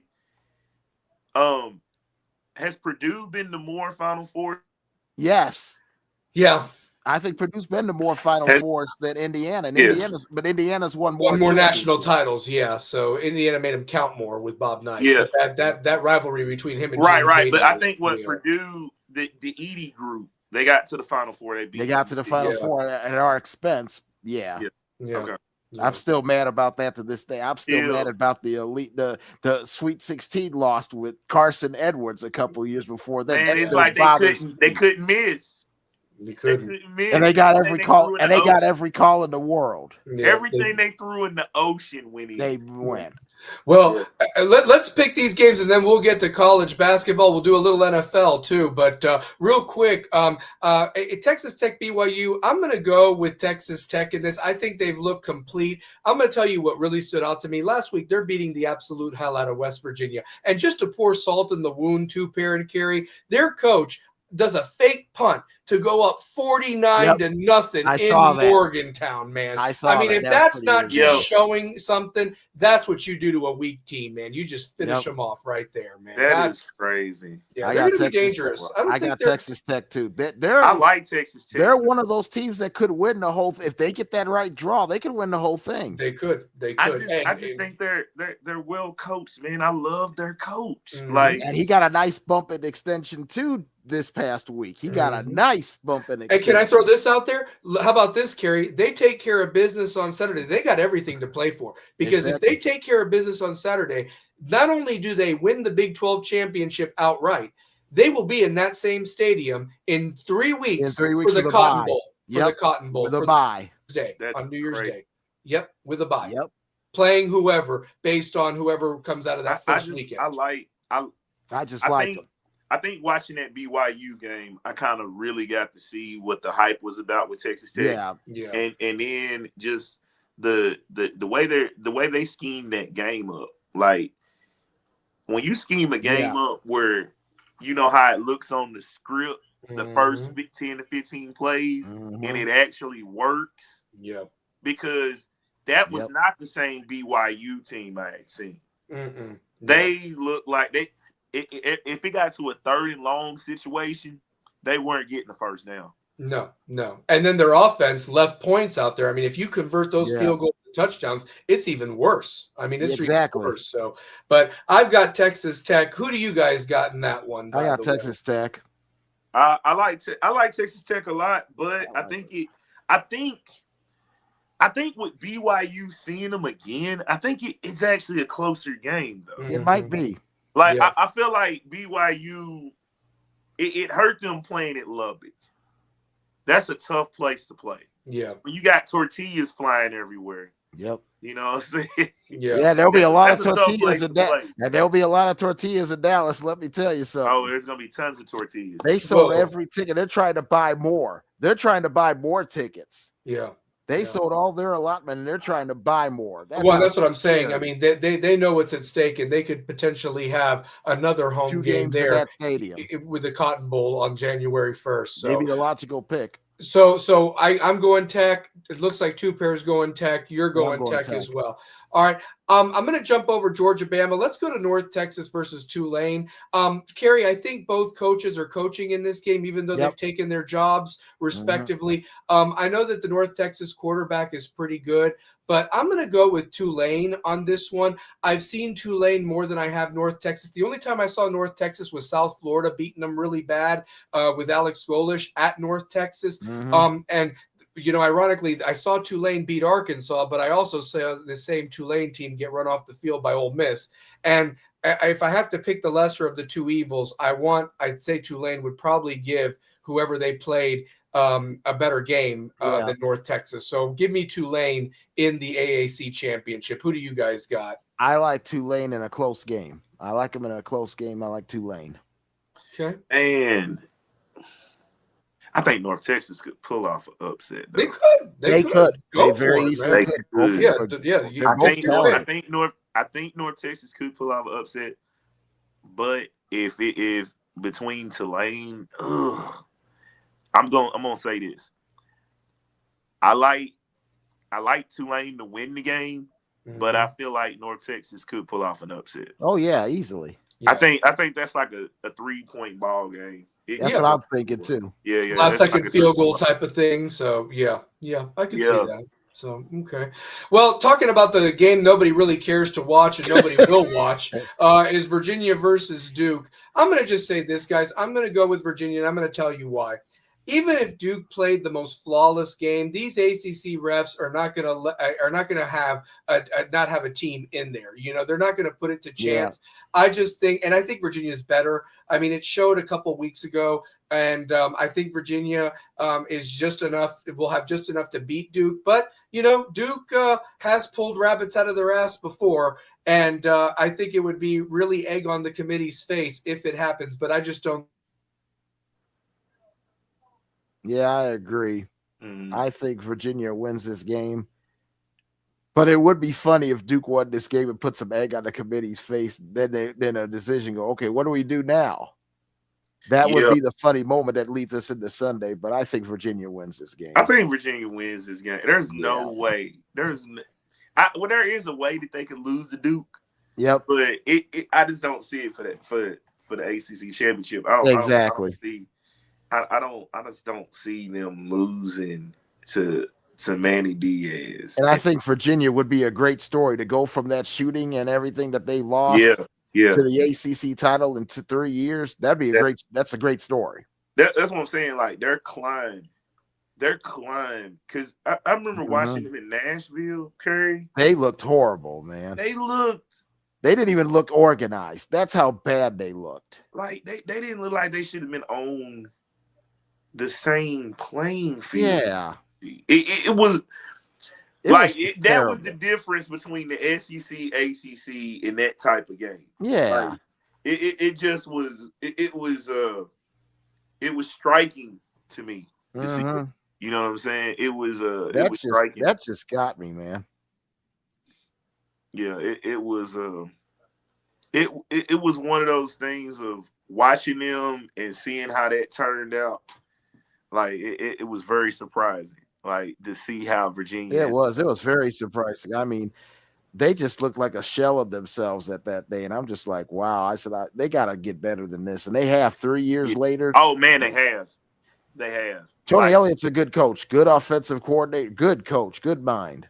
Yeah. They've come leaps and bounds. Yes, they have. To where they were, because just looking at them playing, it was just like there's no way this team is. I felt sorry for Elliott. I did too. I was like, man, you took this job. Exactly, you took this job, and now they're tending to. But yep. I just if the ACC was thinking smart, you gotta find a way for Miami to play Virginia for it. Like, agreed. This would have been such an epic game. Yeah, like Virginia playing Duke is not a big game for me. No, it's not a big game. It's not basketball. Game. It's not basketball. I know it's not even basketball. Right. Yeah. And Duke basketball, by the way, would probably kill them in basketball. Oh, absolutely. Now would probably kill them. Actually, you know what? Baseball would be more intriguing because remember, Duke's coach left the Duke team high and dry and took all the assistants and went to Virginia. He pulled an Elko in baseball or whatever like that. So, I mean, golly. Real quick, I do want to say something about Manny Diaz. I know that Penn State's tried to reach out to him, but I think that the only job that Manny would truly want, talking about dream jobs, Florida State. Because he was a graduate of Florida State, and he was a grad assistant under Chuck Amato and Mickey Andrews over there. So that's where he learned defense from. And I think that would be the possible replacement for Norvell next year if Florida State doesn't get it together, by the way. That's what I'm hearing. I really – this is it's like dark times because – It is. Florida – like – the best Florida State we saw was a team that had an undefeated regular season, and you're thinking, you're like, you know, can we get back to what Jimbo got? I don't want to take too much time on this because we're talking football, but you know, just to see, like we even noticed it on the high school side, right? With how weird is it to say that West is not playing playoff football right now? Like, you know what I mean? I know you're getting Sevier County and Page for the second straight year, and does Page lose for 5 straight years in this championship game? Yeah, they're the new standard. And I would feel bad for those kids. Like, I would too, because that group you had to go through the West dominance. Now you're going through the Sevier County. Yeah, I know. It doesn't make sense. And they're probably going, when are we going to get our piece of the pie, man? When are we going to get our state title? That's what I'm saying. That's got to be frustrating. Between you and me, I think they get it done on Friday night. I think Page it wouldn't surprise me a bit. That's just me, though. I think Page gets it done. So. Yeah, I think Page beats Sevier County on Friday night. So that wouldn't surprise Page pulls off the upset. What now? You think Page pulls off the upset? Mm-hmm. Yeah, I don't know. Yeah, I think they'll do it. I think Sevier County. This is what I'm gonna pose you. Yeah. Last year, around this time, I think that was the changing of the tide. Yeah, we were heartbroken. Because this was a funeral. Think about it. I remember that. If Burdine, if they say Burdine is in the end zone, I know I don't want to bring up revisionist history. Oh, it's all good. I really want to say this. Like, I think that was the change of Rebels with a Cause. Uh-huh. Because it changed everything to where we started covering soccer more. Yeah. We started covering all the other sports more. Mm-hmm. And Yeah, we've changed the format, so yeah. we changed the format of the show. Uh-huh. You know what I'm saying? Yeah. Where it's like we do mention the ball team. Tough lost to Bearden. I think last night. Tough loss. They played. From what I heard, they played tough. Kudos to Bearden getting it done. Was it at Bearden? Floor. Yeah, it was at Bearden, I think. So yeah, was it at Bearden? Yeah. Okay. Yeah. And there's no return trip. That was all it was. So yeah. And that's what's crazy. There's no. Yeah, I miss those days. I miss those days. I do too. I do too. It's pretty lame that there's no return trip. No. Yeah, there is. It's all different. It's nothing. It's I don't want to ruffle any feathers, but that is a rivalry that should always be a home and home. Like, always. No matter what, because you're going to get the same hospitality that I hope we would get there. Mm-hmm. See, I always counted on 5 spots in high school basketball when I worked. I always counted on Bearden, West, Farragut, AE, and Fulton. Because I knew everybody would play each other at least once, and some of them would play each other twice. I always count on being at those games. Because those were great games. Those were great games. Those were great. I'm not too happy with the new regions in football or I'm not either. I miss a lot of the matchups. We didn't even get the West Bearden game this year. We didn't get that familiarity out of it. Listen, the whole year has been ass. I mean, let's just be real. But the only thing that's really that has been good is the career paths that we've all had, and everything is open doors for us, and we had to walk through hell, Shane included, to be where we're at right now. And now we have 143 subscribers, over 19,000 views, more shows coming to the channel, more content, and we're coming up on our 3rd year as a channel, brother. Honestly, we've done amazing. I'm on top of the world. So it's crazy. We started this, and I really do want to give credit to the students that really show the appreciation for Rebels with a Cause. You know what I'm saying? I didn't realize we were doing like media training for these athletes. Yeah. You know what I mean? And you know, I've even heard parents like, you know, the Colquitts, like they love they love this. The coach, and you know, as I get your show up and running on our network and everything like that, and you focus more on the middle school, those kids are going to love it even more, you know, and everything like that, because they do deserve to be showcased. They do. So, and man, the stars of tomorrow. I'm definitely going to be, you know what I'm saying, as far as middle school basketball and high school basketball, you know, I feel like we kind of, that's what I want to kind of bring to the table. With the show we're doing, and I want it to be Knoxville hoops. Absolutely, you know kind of like the panel, like what we have. Exactly. Right here. For sure. So because and that's how we just transitioned. That's how we've transitioned to open up the channel and to bring other interests and things like that, and bring like that like that dynamic or that or that demographic into it. You know what I mean? More than anything. So for sure. Yeah, this college football, like being able to be a well-rounded sports show. You know, and that's what it's about. The start of it was high school, but you know, we've transitioned. I mean, we've got a bunch of Miami fans, we've got Tennessee fans, we've got all sorts of fans that now follow us and so forth and want our opinion. So, look, real quick, the last 2 games, Ohio State and Indiana. I'm just going to say this. I mean, Indiana's had a nice season, but I think where you're going to see the difference this week is in the trenches with Ohio State's offensive and defensive lines. And I think speed is still going to be a factor. I think Jeremiah Smith has a ginormous game this week, and Indiana's really going to be brought down to earth. And I think that Ohio State probably wins by 10 points, to be honest with you. I don't think it's going to be close, but maybe Indiana gets a touchdown at the end to make it better. But I like Ohio State in this one. What do you guys think? I like Ohio State too. I like Ohio State in this game too. I just think Ohio State's got way too many athletes and all the key positions. They got a top draft pick almost at every position. That's how scary this team is. They got a top draft pick at every position. And Matt Patricia, Who would have thought that a Super Bowl winning defensive coordinator would come to college and make this team? Oh my God. On his defense alone, there's about 4 or 5 guys that could go in the first round. Yes. I saw general managers and scouts during that Michigan-Ohio State game. There were 20 general managers and scouts that were at that game from 20 NFL teams. There are kids that were on that field Saturday that could be played on Sunday today. Mm-hmm. Yeah.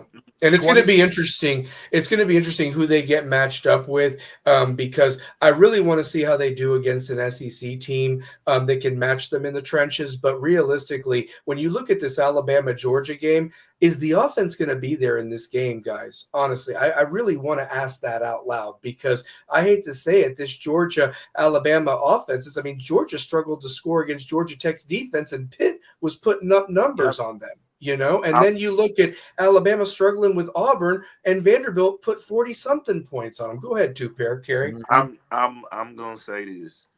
That game is being played in Indianapolis. Yeah. Ohio Yeah, State, I see what you mean. I see what you mean there. Indiana Okay. shocks the world.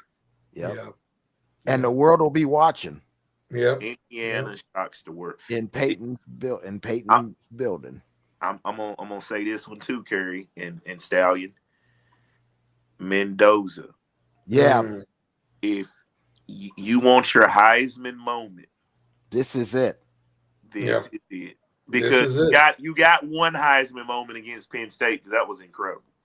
That drive.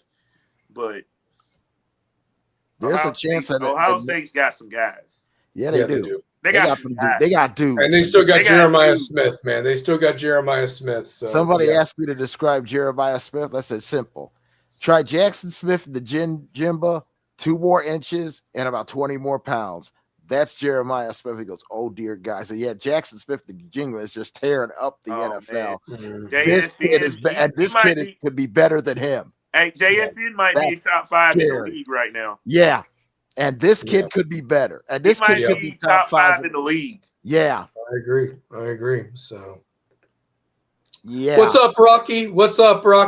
Yeah, if anybody wants to come on and join the chat, you're more than welcome to, and so forth like that. Just let me know. I'll send the link. But so real quick, are you going with Indiana two-pair then? Are you going to go with him and Mendoza? I think Indiana shocks the world. I like it. I hope you're right, Kerry. What do you think? I like Ohio State, but it wouldn't surprise me if Indiana wins. Like I said, this could be the first of 2 matchups. Yeah, I feel like we know Ohio State's going to win, but I just really want to see this upset. I really want to see Indiana win. So, and I do like Mendoza as a I love Mendoza. Signetti has coached his ass off. Yeah, he has. He's got those guys believing. The last 2 years, Signetti done coached his ass off. Hey, let me tell you something. The last two think about this. The last 2 coaches at James Madison, Signetti, and now the guy Ramsey that's about to go out to UCLA. Signetti's already is about to start a $93 million contract. If that other guy gets UCLA up and going, can you imagine the money that they'll be making out there? And now they're playing in SoFi. They're no longer playing at the Rose Bowl. All their home games are going to be at SoFi. So that's a big chance for UCLA to start rolling in start getting themselves back. Yeah. James Madison, man. James Madison's produced a couple good coaches, man. JMU. Mm-hmm. JMU. And Harrisonburg. And just think, the North Texas and Tulane, both those guys are one's heading for Oklahoma State, the other's heading for Florida. Big paydays. I agree. Yeah, it's gonna be some. It's gonna be a great weekend. You think this year's crazy? Think of next year. Yeah. Oh man, I really think they should do that though. The first 4 out. Yep, I do too. That would be great if they did a first 4. That would be awesome. They need to do something. It's going to be really funny. It's going to be really funny how it works out and so forth. So yeah, I'm going to put I'm going to do first for Rebels with a Cause. I'll invite some guests on to come on and kind of join us a little bit on the panel here. Come on and bring your opinions and so forth. Anthony wants to come on, and Rocky's more than welcome to come on and so forth. So let's welcome him on. He's a staple of Stallion Speaks, but love what he brings, and he's a guy that loves Miami Hurricanes as much as I do. So let's welcome him to Rebels with a Cause with a nice round of applause.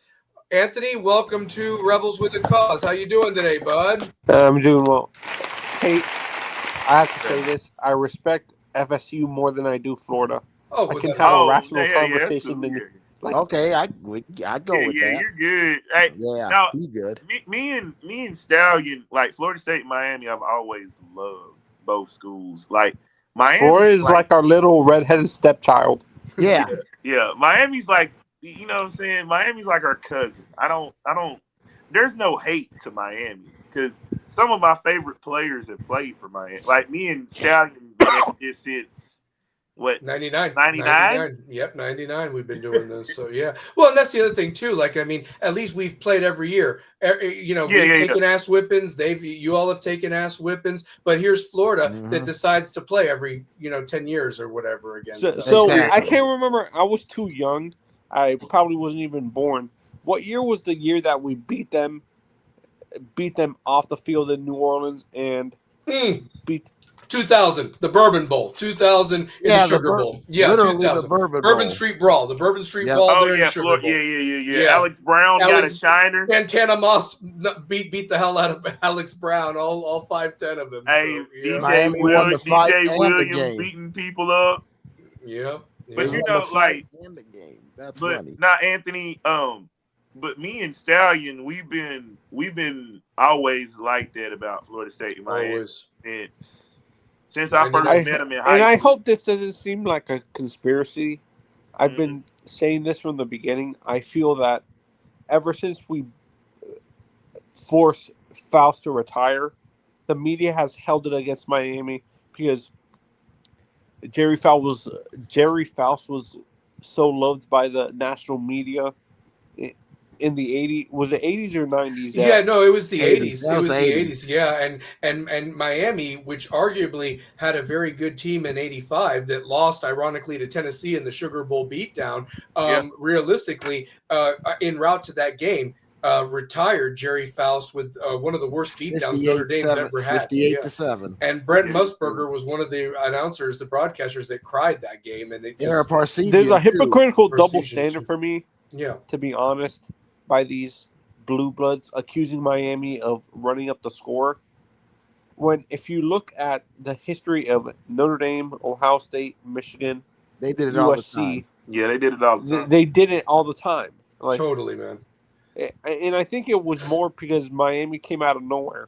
Yep. Also. Well, and they loved. Well, and here's the thing: that's where Miami and Florida State started beating them, and they couldn't handle it because of the Florida speed. They were still trying to win with big brawling type football. And what Miami and Florida State figured out is you got to get them with speed and outquick them, and that's how they won and dominated for years. The Sunshine, and then the Gators with Spurrier with their fun and gun offense joined the party late and so forth. So yeah, the only thing that did Miami did it wrong was the sanctions and everything like that. I mean, I've said this. I think the Hal Mummy offense. I'm not sure if any of you guys are old enough. Yeah, to me, I feel that evolved the sports even more because. And don't forget the Colorado teams in the '90s with Randall. Was it Randall Well or no? That you're thinking of Hagen. Are you talking about Cordell Stewart? Cordell. Rashawn Salam. Yeah. Heisman Trophy winner. God rest his soul. Yeah.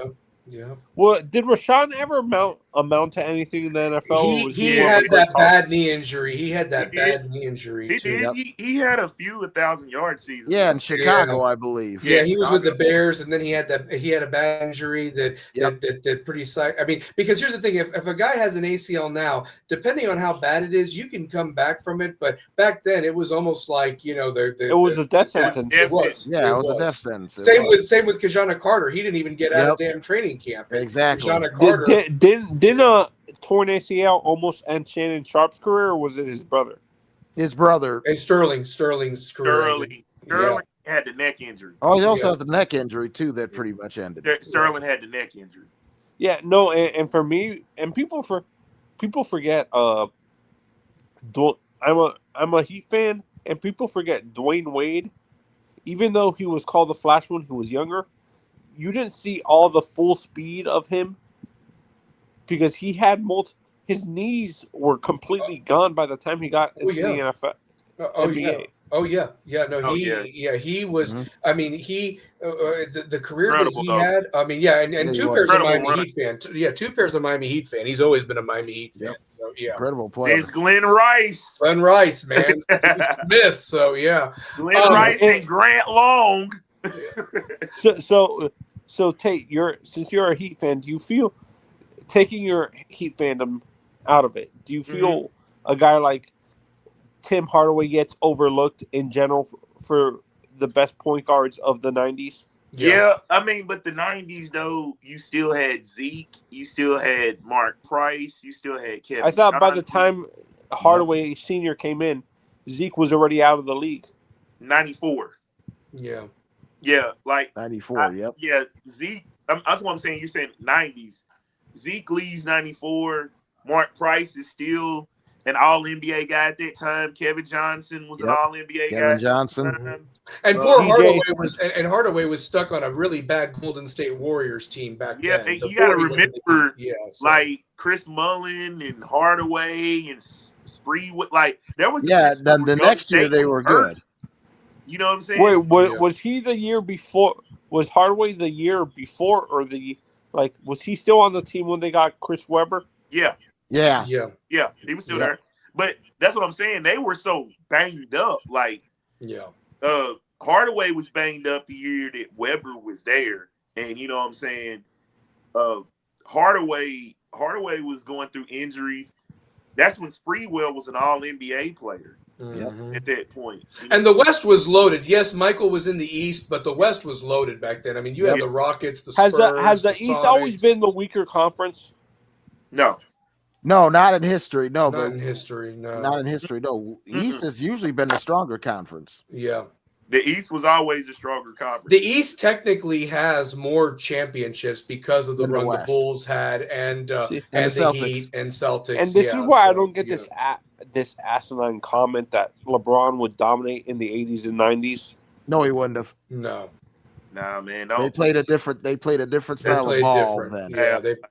And don't forget, they had great, with a prime Shaq, a prime Yao Ming, and a prime Vladi. Was it Vladi? Who was the center for the Kings? Vladi. Oh, Lottie was in the early 2000s. Vladi was a vet then, though. Vladi was already like 9 or 10 years in the league by then. Yeah, because he was with the Lakers prior. What I'm saying is, do you think prime center, like those centers, would allow LeBron to go downhill? Oh no! No. Patrick Ewing would have knocked him down. Olajuwon, Mutombo. You know who would? You know who would? Who would NBA. Get into his head?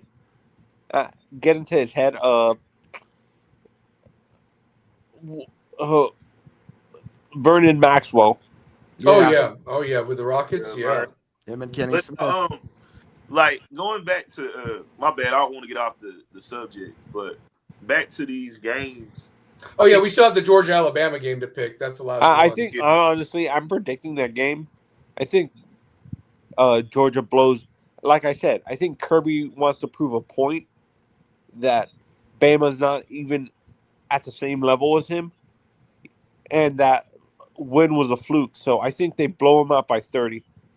To be honest, that's a take right there. So yeah. Hey, That is a serious stake. God, I would like to believe it, Anthony. It's just that they looked so bad against Georgia Tech last week, and I know it's a rivalry game, but I'm just saying, like, Georgia's offense just has not looked that great, with the exception of the Ole Miss game. Am I wrong, Kerry, with that? I mean, no, you're not wrong at that at all. That's the best that they've looked. I mean, they struggled with Florida. I mean, I'm trying to think of, like, what's Georgia's marquee win these last 4 weeks that's really set them apart. I mean, they had a very easy game.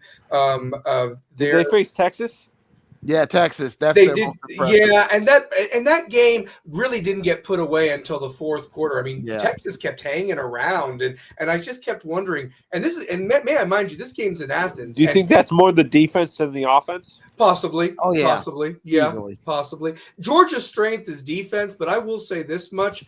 Alabama better hope that Jam can run the ball, because they don't have anybody that can run on Georgia's defense. I just don't think they do. Yeah. I mean, so this is why I don't understand this notion that if Alabama is in the playoff, the games are going to be entertaining, because they barely have a running game. And Ty Simpson, to me, is just another, like, an upgraded version of Tua, in my honest opinion. He's a game manager. I mean, he's like the McElroy thing. They've gone back to that. I mean, they do have a little bit of. He's played pretty well. He's played pretty well. Yeah, and I'll say this much: I think that Georgia's DBs have gotten a lot better as the year's gone on. They, I think Alabama caught them early in the year, and I think that Georgia's DBs will have something to prove. And this is what I hate the committee giving. They're giving way too much credit to Bama. That's a good win, but it's not like a great, like, I hate that the committee's overvaluing that win, to be honest. It's true. No, it's true. No, it's very true. I mean, and they're dismissing the Florida State loss or what have you, more than anything. So and I this is what I don't get. Why do they dig can you guys explain to me why they're digging Miami? Is it Miami's fault that both FSU and USF, yeah, fell out of the top 25? I think it's not so much that it's that. I think it's more of the fact that the timing of Miami's losses couldn't have been worse from a standpoint that Louisville. They had 2 weeks to get ready for Louisville. It was at home on a Friday night. And I've said this, Mario's always struggled with long bye weeks. Always. Yeah. And so the thing is, and then you have SMU who lost 13-12 to Wake Forest, and they have half their team in the injury tent pretty much, but yet Miami Wake Forest is actually a hard place to play. It is a hard place to play. I will give them that. But then, but again, you see, but again, you're asking, and this is the national media's perception, that the ACC is a weak conference. And so that happens. That's against Miami. And then, of course, you have Notre Dame wheeling off these wins. And again, they're not playing anybody great, but they're looking like, the SEC is way too top. Like, they're overrated, to be honest. They have a lot of bottom feeders in their conference, to be honest. And they're very top heavy. Texas, Bama, Georgia. Ole Miss is that middle ground. I like Vanderbilt, but they're not an elite team. And I think, honestly, I would rather put if BYU loses and gets blown out, I think they should put Vanderbilt in. Yeah. Oh yeah, for sure. Because did you see how bad did they blow out? Did they blow out Tennessee in the second half? In the second half, yeah. I mean, the score looked a lot worse, and apparently, in the first half it was very even, but then what was it, 24-3? They outscored us in the second half or whatever in that game. So yeah, and Vanderbilt's offense really has looked pretty good all year long against everybody they faced, and even Texas. I mean, they came out terrible against them, and like you said, Kerry, if there's a little bit more time in that clock, maybe they come back and beat Texas, and they might only have one loss. And Arch is overrated. Oh yeah. Oh God, Larry. If Larry Frank was here, he'd crucify Arch, man. He hates him. I don't think he's as overrated. I think he had a better second half of the year. I think he's gotten better. The I think there was a lot of pressure. To me, the jury's not out on him yet. I want to see what happens next year. If he I've said I like Arch, but I think he shouldn't have been. The hype favorite. Is more the name than the actual. Yeah, he shouldn't have been a favorite for the trophy. No, I think for real, I think he was hurt. I think he was too. Ocean, he's played that Texas A&M game. That's the best version of him we've seen all season. He looked like he was having fun out there. Heisman candidate fall off the map in that game. Like we really were hyping Marcel Reed the way he was playing and the way. And in the last 2 games, he did not play well. That was the worst. You guys agree with me that, like I said in the chat earlier, that my best matchups for Miami are Oregon, Georgia, Ole Miss, and Texas Tech. I don't like the matchup with Texas Tech for Miami because Texas Tech. They're a poor man's Miami. Well, the thing is that the one thing I think about Texas Tech is that they would score points, and I think their defense is better credit. Now, I will tell you this: I think Miami matches up the best with Texas A&M. Of the teams you mentioned, storyline-wise, I think the sexiest matchup would be with Georgia. Oregon. Mario going back to Oregon to play there, but how about Carson Beck versus Carson Georgia? Beck going to Athens. But again, that would have to happen. Basically, Alabama would have to beat Georgia, and Georgia dropped to 7. How about Ole Miss? They could beat Ole Miss. No, Miami would beat Ole Miss, especially without Lane. Miami would beat Ole Miss. So, Oklahoma to me is they're just in there because of the SEC. They're too Jekyll and Hyde for me, in my honest opinion. They got a good defense, but the offense is really falling off. Good. Mateer's injury changed that whole year for them. Did he? Man, yeah, it did. Because he's not the same guy he was before the injury. Right. It did. Well, Anthony, before I let you go, give me a pick real quick. Georgia, you got Georgia. Who'd you say, Tech or BYU? Real quick. I have Texas Tech. Okay. Winning by 9. Okay. You got Georgia winning big. Who'd you have in the North Texas Tulane game? Don't care. Don't care. Virginia versus Duke.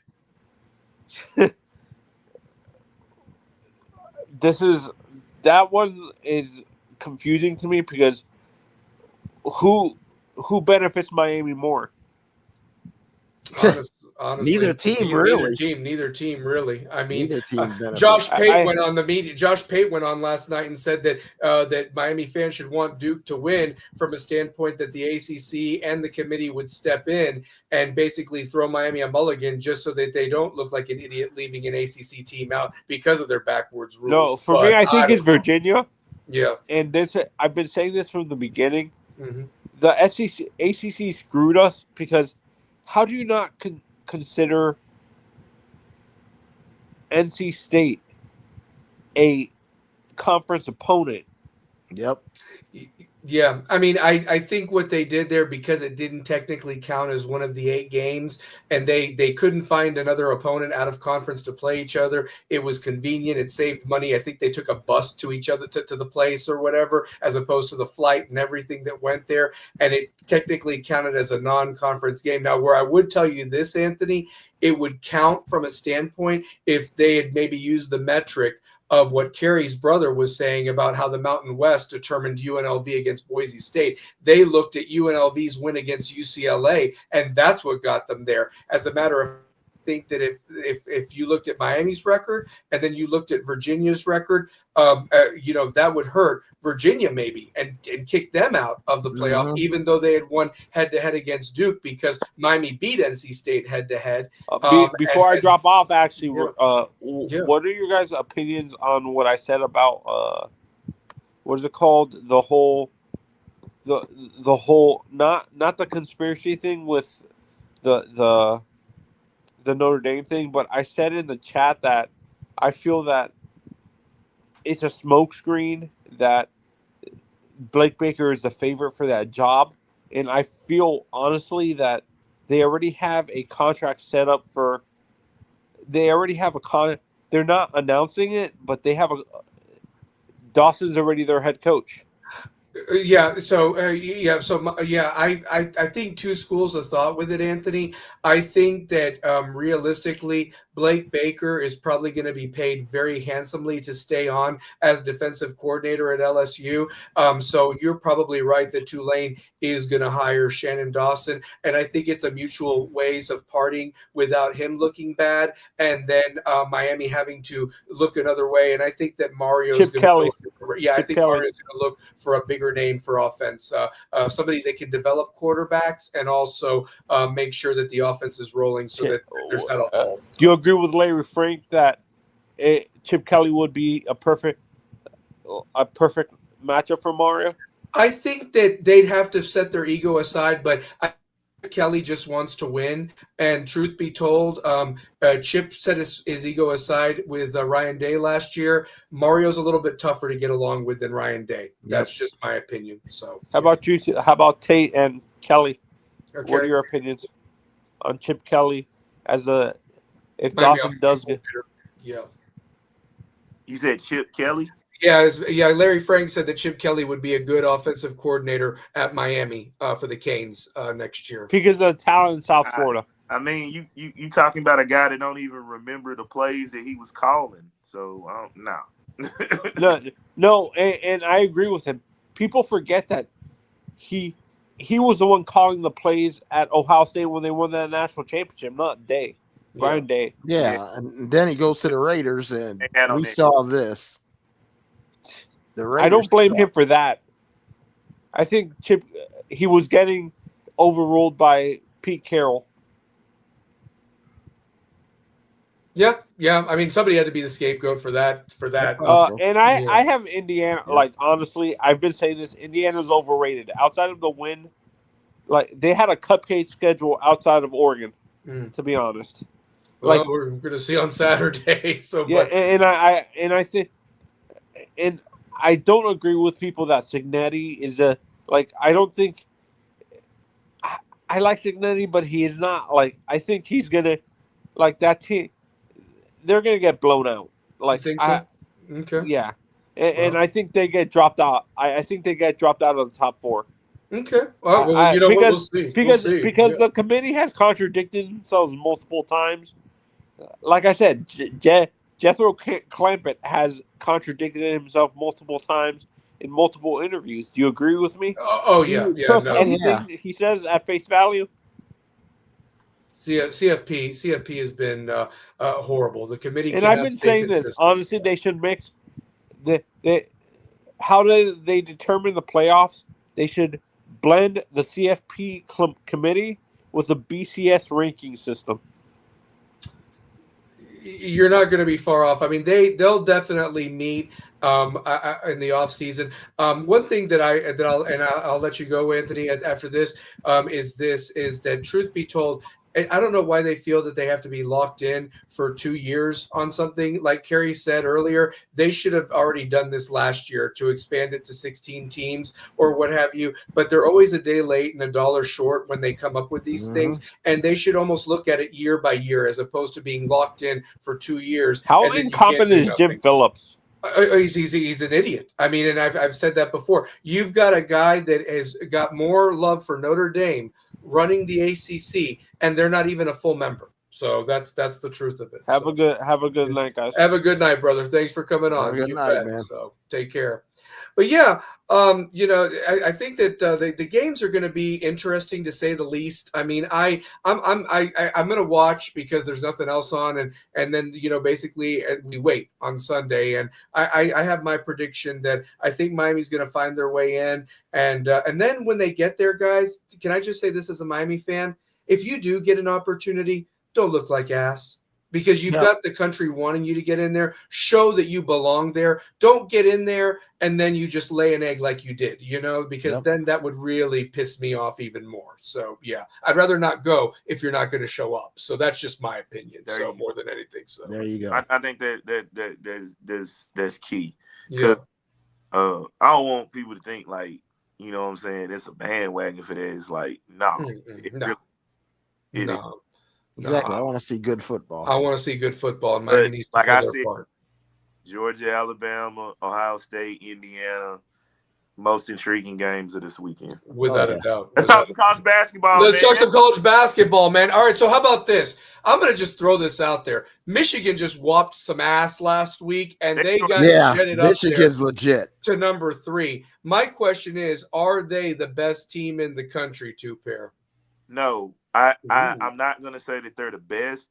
I think they're playing well right now. Mm-hmm. They're not the best. Okay. I like Duke. I like a lot what UConn has brought back, and Dan Hurley just went to Kansas and beat them. Mm-hmm. Tennessee, I'm gonna say this. What was my letdown about UT? You beat Houston, but it doesn't matter as much as it would have if you beat Kansas and Syracuse. Yeah. Like it doesn't really matter. You beat Houston because the thing is you beat Houston, but you play down to 2 opponents who you should mop the floor with in Kansas, who's not playing with their best player. Correct. And a Syracuse squad that if you remotely check in, like they were non-existent. That game shouldn't have been a 62-60 ball game. Mm-hmm. You're right. Right. You're right. Now I will say this though. I do love Caleb Wilson over there in North Carolina. I told you. I've been talking about that guy. Yep. So, yeah. Kentucky and Ole Miss, y'all need to get it together. Yeah. And I'll tell you this, talking about the Miami Hurricanes basketball team, I knew Jai Lucas would be a hell of a hire for Miami. Hell of a hire. Done in 1 year. Yeah, he's done a great job. Oh my God. I mean, and they're competitive. I mean, look, they went up against Florida and lost, the defending national champs, yet went up against Ole Miss, went toe-to-toe with BYU, just didn't have enough in the second half, blew out Georgetown last week. I mean, they've got a good team, and then they've got the ACC schedule coming up. I think that they could maybe sneak in there as a tournament team if they keep it in. In fact, Joe Lunardi released his rankings and said they're one of the last 4 in the Miami Hurricanes in basketball. So that's a good starting point in bracketology. Yes, it is. Ask me, I think I really love that UConn group. Yeah, I do too. I like the Florida group. And it is my thing. When you play in Duke, I don't know how much of a fair game you're gonna get. But Florida, the front court is still intact. They're huge. Their backcourt is their weakness. So. There's no Clayton. There's no Clayton back there. Yeah, like and he was the driving force. I like Lee. I like Lee a lot, but I like Lee. You know, I like Lee where he was playing it last year.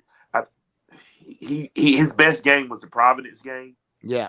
When you're going up against Duke, it's a different. Duke's a different animal. Oh yeah. And you know, I'd argue for Duke. Cam Boozer, man. Oh my God, stud, this guy. Stud. I mean, and you know, like the thing is, I think Duke's front court, when I watched them play against Tennessee, I said it before, this Pat Gongba kid, I mean, I don't even know how he was backing up Maluach last year, because realistically, this kid's going to be a draft pick in April or what have you. And his stat line was 11 points, 5 blocks, 5 rebounds, and 5 assists for a center. Yeah. For a center. And it's like, and then you got him and Boozer and then Malik Brown. I mean, I think Duke's front court's great. Their back court, that's what I think is their problem right now. They don't have a point guard, and the other Boozer I don't think is on his brother's level of to be the point guard take it over.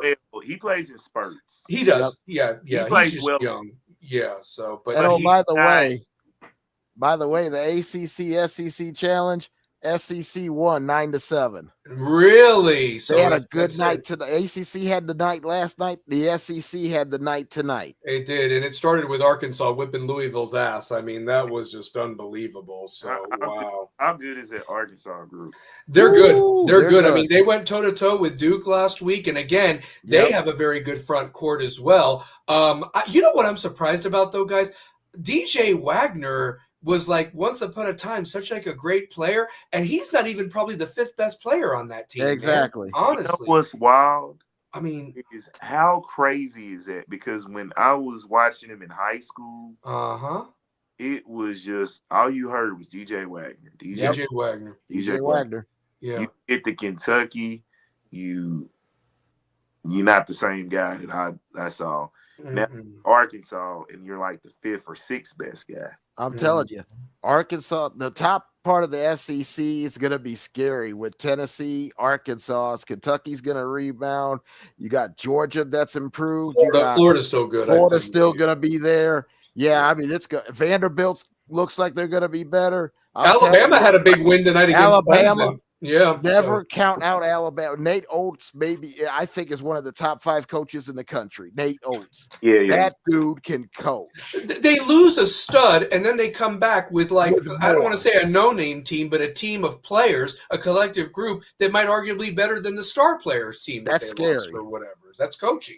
That's great coaching. That's great coaching, and Nate Oates is just a fantastic. Well, and I'm going to give props to North Carolina. By the way, they won that game against Kentucky without Trimble. You know, he's out for a couple of weeks with that wrist injury and so forth. So when he gets back, I think that North Carolina group is going to be there to challenge in the ACC. But you know, there's a big game on Saturday that I'm looking forward to at noon. I mean, I'm going to be watching that Texas Tech BYU game, but I'm going to have my eyes on Fox and watch Duke take on Michigan State in East Lansing. Michigan State, to me, may be the best team in the Big Ten. Michigan State, okay. Michigan State can ball. I like Carr. They can play. Tom Izzo.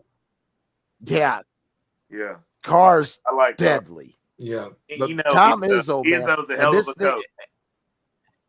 And this may be his last year. He's talked a lot about him retiring after this year. Well, he's right now got the #1 recruiting class coming in, so it might be one of these 2 years. Might be. I mean, I think that if he can keep a couple of guys to buy in and get this and keep that #1 recruiting class, look for next year to be his swan song. You know what I mean, type of a thing. So, but man, he's a legend, man.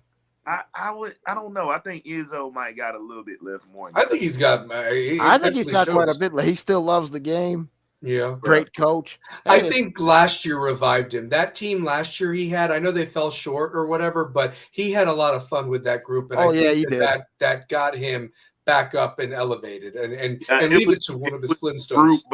It was a group before that he was like, you know, yelling. And I think he's got one more Final Four run in him. Yeah, he's got one more. Didn't he get a bunch of transfers too, pair on that team? I mean, they weren't really homegrown guys. Like, I mean, it was almost like there was something wrong with that team. Yeah, he relied on the portal a lot last year, which is weird for him because usually he gets homegrown guys. Yeah. I love what Coach Izzo's got with Carr. That dude is head. Carr's just deadly. Oh my, deadly. That dude's head is above the rim every play.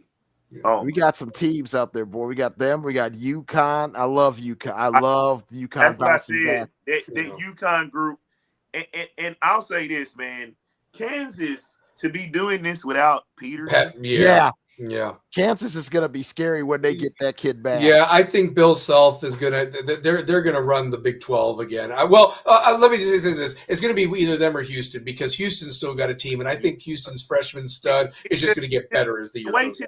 Played Houston, the way Tennessee played Houston, you would expect them to come out like laser focused because of the loss. Yeah. I think part of the reason that Tennessee didn't play well against Kansas is because they didn't know they were going to play Kansas. Yeah. They didn't have enough time to scout these guys. Now, I'm sure they looked at film. But at a point when you're playing in a tournament, you've played 2 games, you don't know who you're going to play the third game. until they figure out the point differential. I hated how they did that. Nobody knew that. They're going to work on that. They've already said they're working on that next year because you got 4 teams, and out of those 4 teams, only 2 of them lost, and yet they finished. One finished second, the other finished 4th. Yeah, and then Gonzaga got an easier draw to whip the hell out of somebody. You know, I mean, that's your mid-major. Got smacked by Michigan. Yep, and Gonzaga's pretty good. They got smacked. Yeah, they did. Watch out for them. Big 12. Watch for BYU. Watch for BYU. BYU's good. Nice. They dangerous, man. Yeah. Really this college basketball season could be as even more chaotic than the college football season. Oh yeah, well, and like I said, it's not with the coach firings though. Yeah, not with the coach fires, but the action's going to be so good. Yeah. Well, and these freshmen, I mean, these group of guys, these freshmen that are in Boozer, Wilson, Koa Pete with Arizona are tearing it up. Arizona and Kansas is going to be a great matchup if they're both healthy. Avent at Tennessee. I mean, we got some great freshmen. Yeah, the NBA is going to be in good hands in a couple of years with these guys getting there in a couple of years. Whoo. Yeah, no, this draft class is pretty stacked. Yes, honestly. It is. It really is. So, let me ask you this. We've mentioned a bunch of teams or whatever. What's your thoughts on Purdue? Is this more fool's gold or what at this point? A little bit of fool's. I think it's a little bit of fool's gold. I think Purdue is good. They're good, but I don't think they're number 1 in the country. Good. I don't think Purdue's better than Michigan. I don't think Purdue's better than UConn. I don't think Purdue. I could put 5 teams in front that are better than Purdue. I really don't think they're better than UConn. I don't think they if are Purdue and UConn played tonight, UConn would win. Yeah. I think Purdue and Michigan State split. Yeah. I don't think Purdue beats Michigan twice. Mm-hmm. I think Michigan beats them twice. But what do you think about Iowa State in the Big 12? What do you think about them? They're at number 10. Fits. I think they give teams fits by the way they play. Their style. Yeah. They do. Style of play gives teams. Their style of play, yeah. Yeah, they give teams fits with that style of play. Yeah. Well, I'll tell you one thing. If Louisville, I don't know what was going on with them tonight or whatever, but if Louisville, because I was looking at the schedule. Louisville plays Tennessee here in a couple weeks or whatever. Yep. Louisville's next big game after that one is in early January, where they host Duke in Louisville, and at the KFC Yum Center. And my God, Duke is making a road trip. Yeah. Well, yeah, they're in the ACC. They're doing a road trip. They're doing a road trip. Yes. I love that about Duke that it went that non-conference wise. They're not. Mm-hmm. Yeah. But yeah, Louisville interests me because they have one of the most efficient offenses in the country, but they don't run the fast break. They're not great at the fast break, but when it comes to half court, they're very efficient. Yeah. No, I was looking at Duke's schedule. I mean, they play at Michigan State, and then they've got Texas Tech in a couple of weeks in New York City in Madison Square Garden, and then they actually play Michigan in February in Washington D.C. At the Wizards arena, because that's going to be where the East Regional Final would be this year. By the apparently, in front of the president too, because he's supposed to be there. Trump's going to be there for them? Yeah. Oh, okay. So, well, I couldn't think of a better matchup. I mean, shoot, at that point with 2 out-of-conference teams. I like those out-of-conference matchups in February, right before March. Give you a break. It breaks up your conference schedule perfectly. It gives them some focus. Like, you got the tournament coming up. This is what you're going to see. Yeah. What do you guys think about Kentucky? Do you think that this is just a slow start and they'll get it together, or what's going on there? Well, they've got a lot of guys they haven't bought into whatever Mark Pope has got. Like, if you're not going to buy in and it's showing, you're seeing the same thing at Ole Miss with Chris Beard. Mm-hmm. You know what I'm saying? Like, I laughed at that clip you shared, by the way. Oh, my God. Woo! You saw Texas coach lose a job. Yeah. So, a lot of it is guys not buying in. Exactly. to the coaches. And that's a shame because Pope did such a great job last year. Hell of a coach. Did such a great job last year. Yeah. Beat Tennessee twice. Yeah. Didn't win the third time though. The third one was more important. So yeah. So, but you're right. I think Kentucky will get it together. I think eventually because that group is too talented not to get it together. Mm-hmm. Well, Kentucky had some big wins early in the year last year. They beat Duke. They beat Duke last year early on. Yep. And Kansas too beat Kansas early on in that. And I think they also beat, if I'm not mistaken, UCLA. No, they beat Ohio State in that champions in the CBS Classic tournament. So they had won some games early on, and then even in the SEC they were competitive, but SEC was just a bloodbath. I mean, I will give the ACC credit. At least they didn't lose. What was it, 14-2 last year? With Duke and Syracuse were the only two teams I think that won last year or whatever, if I'm not mistaken. Everybody else lost. So but terrible. Just but at least they did better this year. But they also had to hire a lot of coaches.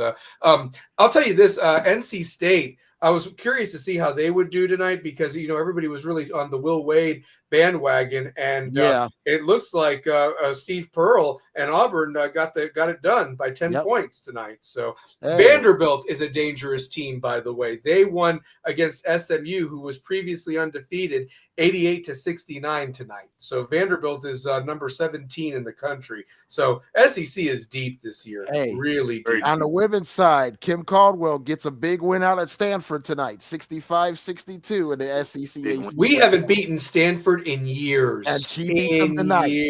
And they beat them tonight. That's a huge non-conference win for them.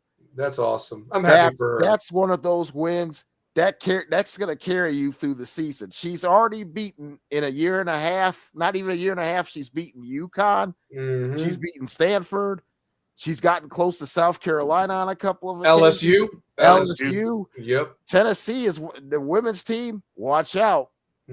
They are on the rise, man. And even getting rid of the one player, I mean, she had to make that decision, and I know that was tough, but she understands that this program needs to get to a standard, and you're not going to let the inmates run it. You're just not. You're not going to let these players run it, and that's a Pat Summitt type move. I remember Pat would dismiss players if they did not, go to the standards of what she expected the Lady Vols to be.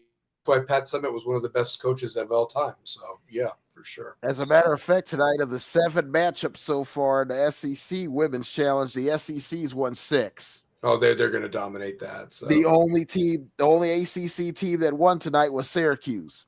Yeah, and they beat Auburn. Other than that, SEC's won every single, including the highest scoring game of the night was Oklahoma beating NC State 103-98 in what was a pretty good basketball game. Wow. But yeah, Tennessee getting a big win like that. Kentucky going on the road, getting Miami, Oklahoma. Yeah, there's some good wins out there for the women tonight. That Tennessee win is a big marquee win. It seems like it for sure. I think that was the 41st time they've played Stanford. Think about that. We played Tennessee and Stanford always played each other, women's wise.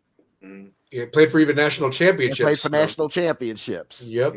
Hell, they even won one on our damn home court, and that's why Pat Summitt never wanted. That's why she never wanted Thompson Bowling Arena to host another. I'll never forget it. So they were all set to win that regional final and be at home.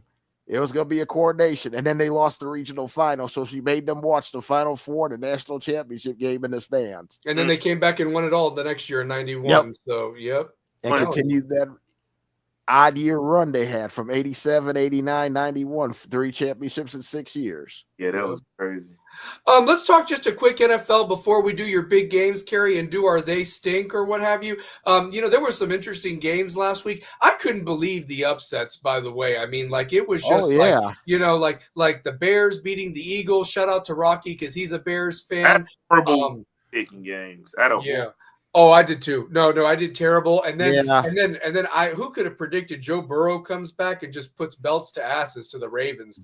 No one saw that coming. I didn't see nobody. That coming. So shoot. I mean, but yeah, I mean, and then the Panthers beating the Rams. Oh God, yeah, that was weird. And to believe that Carolina's got a chance to win the NFC South. They're in, and they still got 2 games with Tampa to play. Yeah. Oh yeah. Oh yeah, for sure. How good has Bryce Young been playing this year, man? Let me tell you something. I'm happy for him. I'm happy for him. Yeah. I'm happy for a lot of these guys like Bryce Young, Caleb Williams. They got a big decision coming up at the end of the year, Charlotte, whether they pick up his 5th-year option. They may do it, or they may sign him to a new contract. Now, he's not going to be in a $50 million range, but he's probably going to be in a $30 to $40 million range somewhere. I think he's good money. But I think they just get him more pieces, build that offensive line. They're on the right track there in Carolina. They're on the right track. They got some skilled people. Yeah, my Bills beat the heck out of it got everybody questioning. I think the end is coming for Mike Tomlin. Oh, there's Ellen V. I didn't even see Ellen. I'm sorry, dear. Glad to have you on. Mario better put his ego aside moving forward. He's been put on notice. You're damn right. Yep. We can hold him accountable, dear. Larry Frank Kerry's Bills that porn star reject Aaron Rodgers. Oh my God. Yeah, they put beats to asses in the second half. I will tell you this, man. Larry called it a few weeks ago. He even said that the Steelers were going to have they're going to lose this game, they're going to lose that game, and I mean, I guess they're going to lose the Dolphins or whatever. I mean, it's unbelievable. They're one of my games this week, honorable mention games. They got the Ravens this week for the first of 2 in the next 5 weeks. Yeah. In the crazy AFC North, where it seems like, yes, even the Cleveland Browns still have a shot to win the AFC North. The Cleveland freaking Browns. Well, how about the Dolphins still somehow being in the mix? In the wild card. 5-7. Yeah. Without Tyreek Hill. And what about the guys they traded during the season? They were doing a fire sale, and it's like they've become the damn Indians of Major League Baseball, like in the movie Major League. We're contenders now. I mean, think about this. Think about contenders. Think about the Dallas freaking Cowboys. Who knew that trading Micah Parsons would get you Quinnen Williams, would get you Larry Wilson, and now they're in the playoff run to where that game against Detroit tomorrow night, the loser's probably out. Yeah. And just think, we were talking about the Lions as being a serious contender, not only before the year, but even midway through this year. And even if Dallas loses, Dallas is still in the picture because they can still win the division. Because Philadelphia, I don't know what the hell's wrong with Philadelphia. Is St. Ramon, is he out? Like he got hurt. He got hurt last week. He may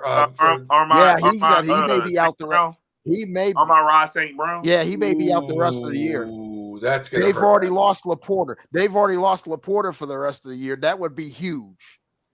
By the way, real quick, just to let y'all know, we Real Talk the other night had a love connection thing going on, and there's going to be a hookup that happened. Well, also Rocky and Ellen V, who are fans of our show and Stallion Speaks and everything, they were on there, and I think there's this. He wanted to take her out on a date. And he wanted to do Popeyes because, down there in Louisiana. But she said she likes KFC better. And then I pressed her on her. Popeyes is better than KFC. Well, this is what her argument was. She likes the mashed potatoes and the sides better at KFC than she does at Popeyes. We're getting a Popeyes in West Knoxville. Are we really? Where's it going to be at? It's going to be across from it's going to be next to Arby's. It's the building that's being constructed next to Arby's. I believe that's going to be a Popeyes. Okay. All right. Well, let me ask this real quick while we're talking about it real quick, because we even talk food on this show. Popeyes. Wait, hold on. Bojangles, Church's, or Popeyes? Go. Popeyes. I would have Popeyes first, Church's second, Bojangles third. Really? Okay, gotcha. Church's used to be spicy back in the day, man. When I was growing up, I would go to Virginia. That's where I first learned about Church's fried chicken in Virginia. Or Mrs. Winters. Oh, Mrs. Winters. Miss Mrs. Winters, man. Mrs. Winters. Them biscuits. Oh my God. That used to be the morning spot. The cinnamon roll, the biscuit. Oh my. But by the way, there's a real curse on that building. Every restaurant that's moved in there since has failed. It didn't matter if it was Indian, Mexican, Shrimp Doc's been there for a while. Yeah, Shrimp Doc was there for a while. You're right. Shrimp Doc is over 20 years now. Yeah, that's true. That's true. Well, Larry Frey goes, Popeyes, I'd kick ass for a 3-piece or what have you. I'd kick for 2 pieces of biscuit. You know what? I should preference. The Mrs. Winters in Walker Springs. That is the building that's cursed. Yeah, not the one by West. Yes. Because Shrimp Dock has been there. Shrimp Dock's been there forever. Yeah, Mrs. Winters, man, that used to be the spot. It was. Yeah. Yeah, wait, Churches and Bojangles don't compare to Popeyes. No, I agree, because when I lived in Alabama, they literally had a Churches across the street from Popeyes. I would always go to Popeyes. Man. I always went to Popeyes. So. I'll tell you what else. My first radio job. Well, no, my second radio job when I was working for the Horn Radio. Ooh. Okay. Oh man. When I was way out there in Farragut, I used to always go to Popeyes for lunch. Let me tell you something, man. They also do a great. If you want to get a turkey for Thanksgiving, Popeyes is the best place to go. They spice that up nice. Oh, I bet. Very nice. I bet. That's good eats. Yeah. Popeyes. A little off topic or whatever. I love it. A little off topic. I miss S&S cafeteria. Yeah, I do too. I miss S&S cafeteria because they used to do the Thanksgiving meal for some of the elderly people that couldn't do it. They'd give you some sides and a ham and a little ham and turkey and then a good pie. One of their good pies. One of their good pies. To do. So yeah, I miss S&S cafeteria.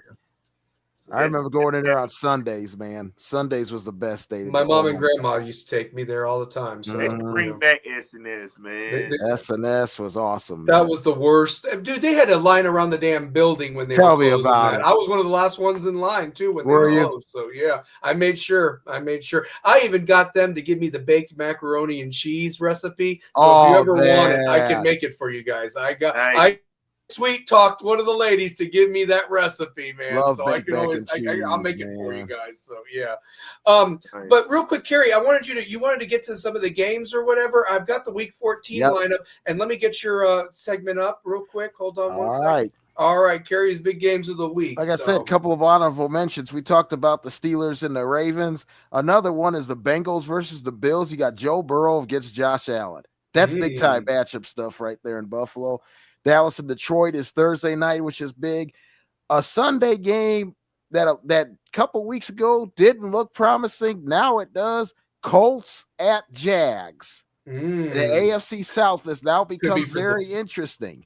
Yeah. Monday night, and this is a fun Monday night game because it's the Eagles and Chargers. It is also the Disney Monsters Inc. game. That's right. And what they're doing is using Monsters Inc. to incorporate with the Eagles and the Chargers is going to be a lot of fun. Joe Buck and Troy Aikman and everybody are going to be cartoon characters and all that, which is going to be really, really fun. Okay. Sunday night, Texans and Chiefs. We're talking last stand for the Kansas City Chiefs. That Houston defense, my God, they hit people. They go after, they hit people, and Mahomes is missing 3 offensive linemen. Yeah. What kind of night do you think he's gonna have if he's not on, he's gonna get killed. This is true. And then the game of the week that I never thought I'd see to this day, because of all the upsets last week, the Chicago Bears are the number 1 team in the NFC. Them and the Green Bay Packers for the first of 2 matchups in the next 3 weeks. The NFC North gets decided probably in the next 3 weeks. That's awesome. Bears, Packers. First game is in Lambeau. Temperatures 17 degrees. At game time, it's 4:25. And Lambeau. In Lambeau. In 2 weeks in Chicago, it may even be colder than that. Wow. Yeah, because that cold off of the Lake Michigan. Off of Lake Michigan my God. Is brutal. It is brutal. It is. But those are my games of the week. These week 14 games, half of the schedule is big time. Yeah. Big time stuff, man. It seems like it. So, and then a shitty game to avoid is the Dolphins at Jets. By the way, but I just thought I'd throw that out there real quick. Yeah, that's the second. That stinks. That's draft pick central game right there. Oh, by the way, in case you cared, real quick, what's the order? Because the order's changed a little bit. The order's atrocious. I mean, you've got the Titans at 1 with 1-11, the Giants at 2-10, the Saints at 2-10, the Raiders at 2-10, the Jets are 3-9, the Browns are 3-9, and the Cardinals are 3-9, and the Commanders are 3-9. So those are your right now. Those are some sorry football teams. Aren't they some sorry shit? Although the Commanders game with Denver last week was one of the best ones I've seen, especially with that kid Burks making that Odell Beckham style one-hand catch in the back of the net. Well, can I throw this out there? If the Commanders coach wasn't such an idiot, they'd still have their quarterback, and this number would probably closer to maybe be 6-6 as opposed to 3-9. Or exactly. Whatever. If Jaden Daniels isn't in a meaningless game, getting his arm broken or whatever like that. So I mean, he should have been fired on the spot. That guy. But, I agree. And then you got Shador against Cam Ward but which will be which will actually be a pretty fun football game. Yeah, and it should be. Yeah, I think the Browns we're gonna learn a lot. Yeah, poor Titans, especially if Shador outperforms Cam. What will everybody sit there and go at this point? Like, okay, what's he doing being drafted in the 5th round when he should have went higher? Mm-hmm. Those conversations will go all week long. Yep, that's our favorite coach over there. So for sure. So, well, guys, the segment that we all love. I hope we have some good ones. I know I have a good one. So, they stink. So chat box, you can also chime in here. But what do you got, Two Pair? Who is your stinkeroo of the week? By the way, the LA Clippers. Yes. Chris Paul, man. Like this. I'm gonna keep it brief because my phone is about to die. Yeah, we'll make it quick. I'm gonna keep it brief. You're telling Chris Paul to go home. You haven't talked to the guy in several weeks. Mm-hmm. He complains about management or dude, he's on his last hurrah. Yep. Give him some respect. Shit. Exactly. That's all I'm saying. And for you to send a perennial Hall of Famer home and your team is 5-16, they stink. 20 years in the league, right? 20 years? This is 20th year? LA Clippers organization. 21st. Wow. LA Clippers organization, you stink. Yep. That's horrible. Yep. Kerry, who do you got as your stinker? I'm gonna keep mine a little brief too. I'm gonna keep mine brief back to the NFL, the New York Giants organization. Jackson Dart just came back from a concussion where he missed 3 games. And no one has gotten through to him to tell him you might want to slide a couple of times when you're out running. He's running down the sidelines and took a shot that should have killed somebody. Mm-hmm. And he got laid out I'm sitting there going, he hasn't learned anything. He's back in the blue tent. He's becoming blue tent Dart. This rookie season is all about seeing the color blue because he's seen the color blue, the blue tent, over and over. Did he not learn from Tua, for God's sakes? Have you not learned anything from watching Tua or any half of these people out there that are getting concussions? Come on, Giants organization. This is why you're in the mess you're in. You gave Daniel Jones too much money. You didn't give Saquon any money. And now you're out here giving your young quarterback the future of your franchise before the next head coach even gets hired. You're trying to get him put in the hospital. New York Giants, you stink. God. LNV's got one real quick. Her stinkeroo is Steve Sarkisian. Keep Miami's name off your soup coolers. So yeah, they beat the Gators. You didn't. Shut up, Stark. Honestly. So yeah, but yeah. I got this is my second stinker. Oh, go ahead. Yeah. Oh yeah. Atlanta Falcons losing to New York Jets. You guys stink. Yes, they stink. All right, I have 2 this week. Okay, it was going to be the ACC conference for the tiebreaker. I mean, how in the world does Duke backdoor their way in there? And why don't you have the guts like the Big Ten a couple of years ago and say, sorry, Indiana, we're putting Ohio State in there. You could have done the exact same thing, but ridiculous. But you know what actually outdid the ACC? Because it was going to be my stinker. It was actually the pathetic and absolutely atrocious performance by the Minnesota Vikings on Sunday against the Seattle Seahawks. Yeah. Not only did you lose 26-0, your combined offense got an abysmal 193 yards. impotent offensively, virtually showed you nothing. And the sad part is that Sam Darnold didn't even have a multiple touchdown game at all. At one point, you had this guy as your quarterback and threw him to the Wolves, and now Seattle is in prime position to get a great playoff spot. Meanwhile, you're at the bottom, and you got beat wholeheartedly and got your asses absolutely whipped. Did you see the pick six? Minnesota, and an 85-yard pick six that actually helped me win my pick six game. You will ever see in your life. And it helped me win a fantasy game because Seattle was my defense. Oh, no. Minnesota Vikings, you stink. You got that right. You are just both cheeks, both dimples, and a crack, just like old Larry Frank said. So that pick six, my God, it was the worst pick six. You should have seen me down watching it, Kerry. I was like, this is going to get me the fantasy win right here. And yes, yeah. And then they didn't even give up a point. They got me 26 points. I mean, not even my quarterback got me that this past week, Jalen Hurts, but the defense did for the Seahawks. Unbelievable. So sad. They sad. They stink like feet, man. They do, man. They do. Well, two-pair, great show as always. I want you to close us out. Final thoughts, guys, is listen, I'm just glad that we could get together for another episode 102. We got a lot more ahead of us. Tune in, Stallion Speaks, Sunday night, 8 o'clock. I'm going to examine the playoffs committee's final rankings, the bowl games, all that. So tune in, 8 o'clock, same network. Kerry, final thoughts, and two-pair wrap us up, brother. So, yeah.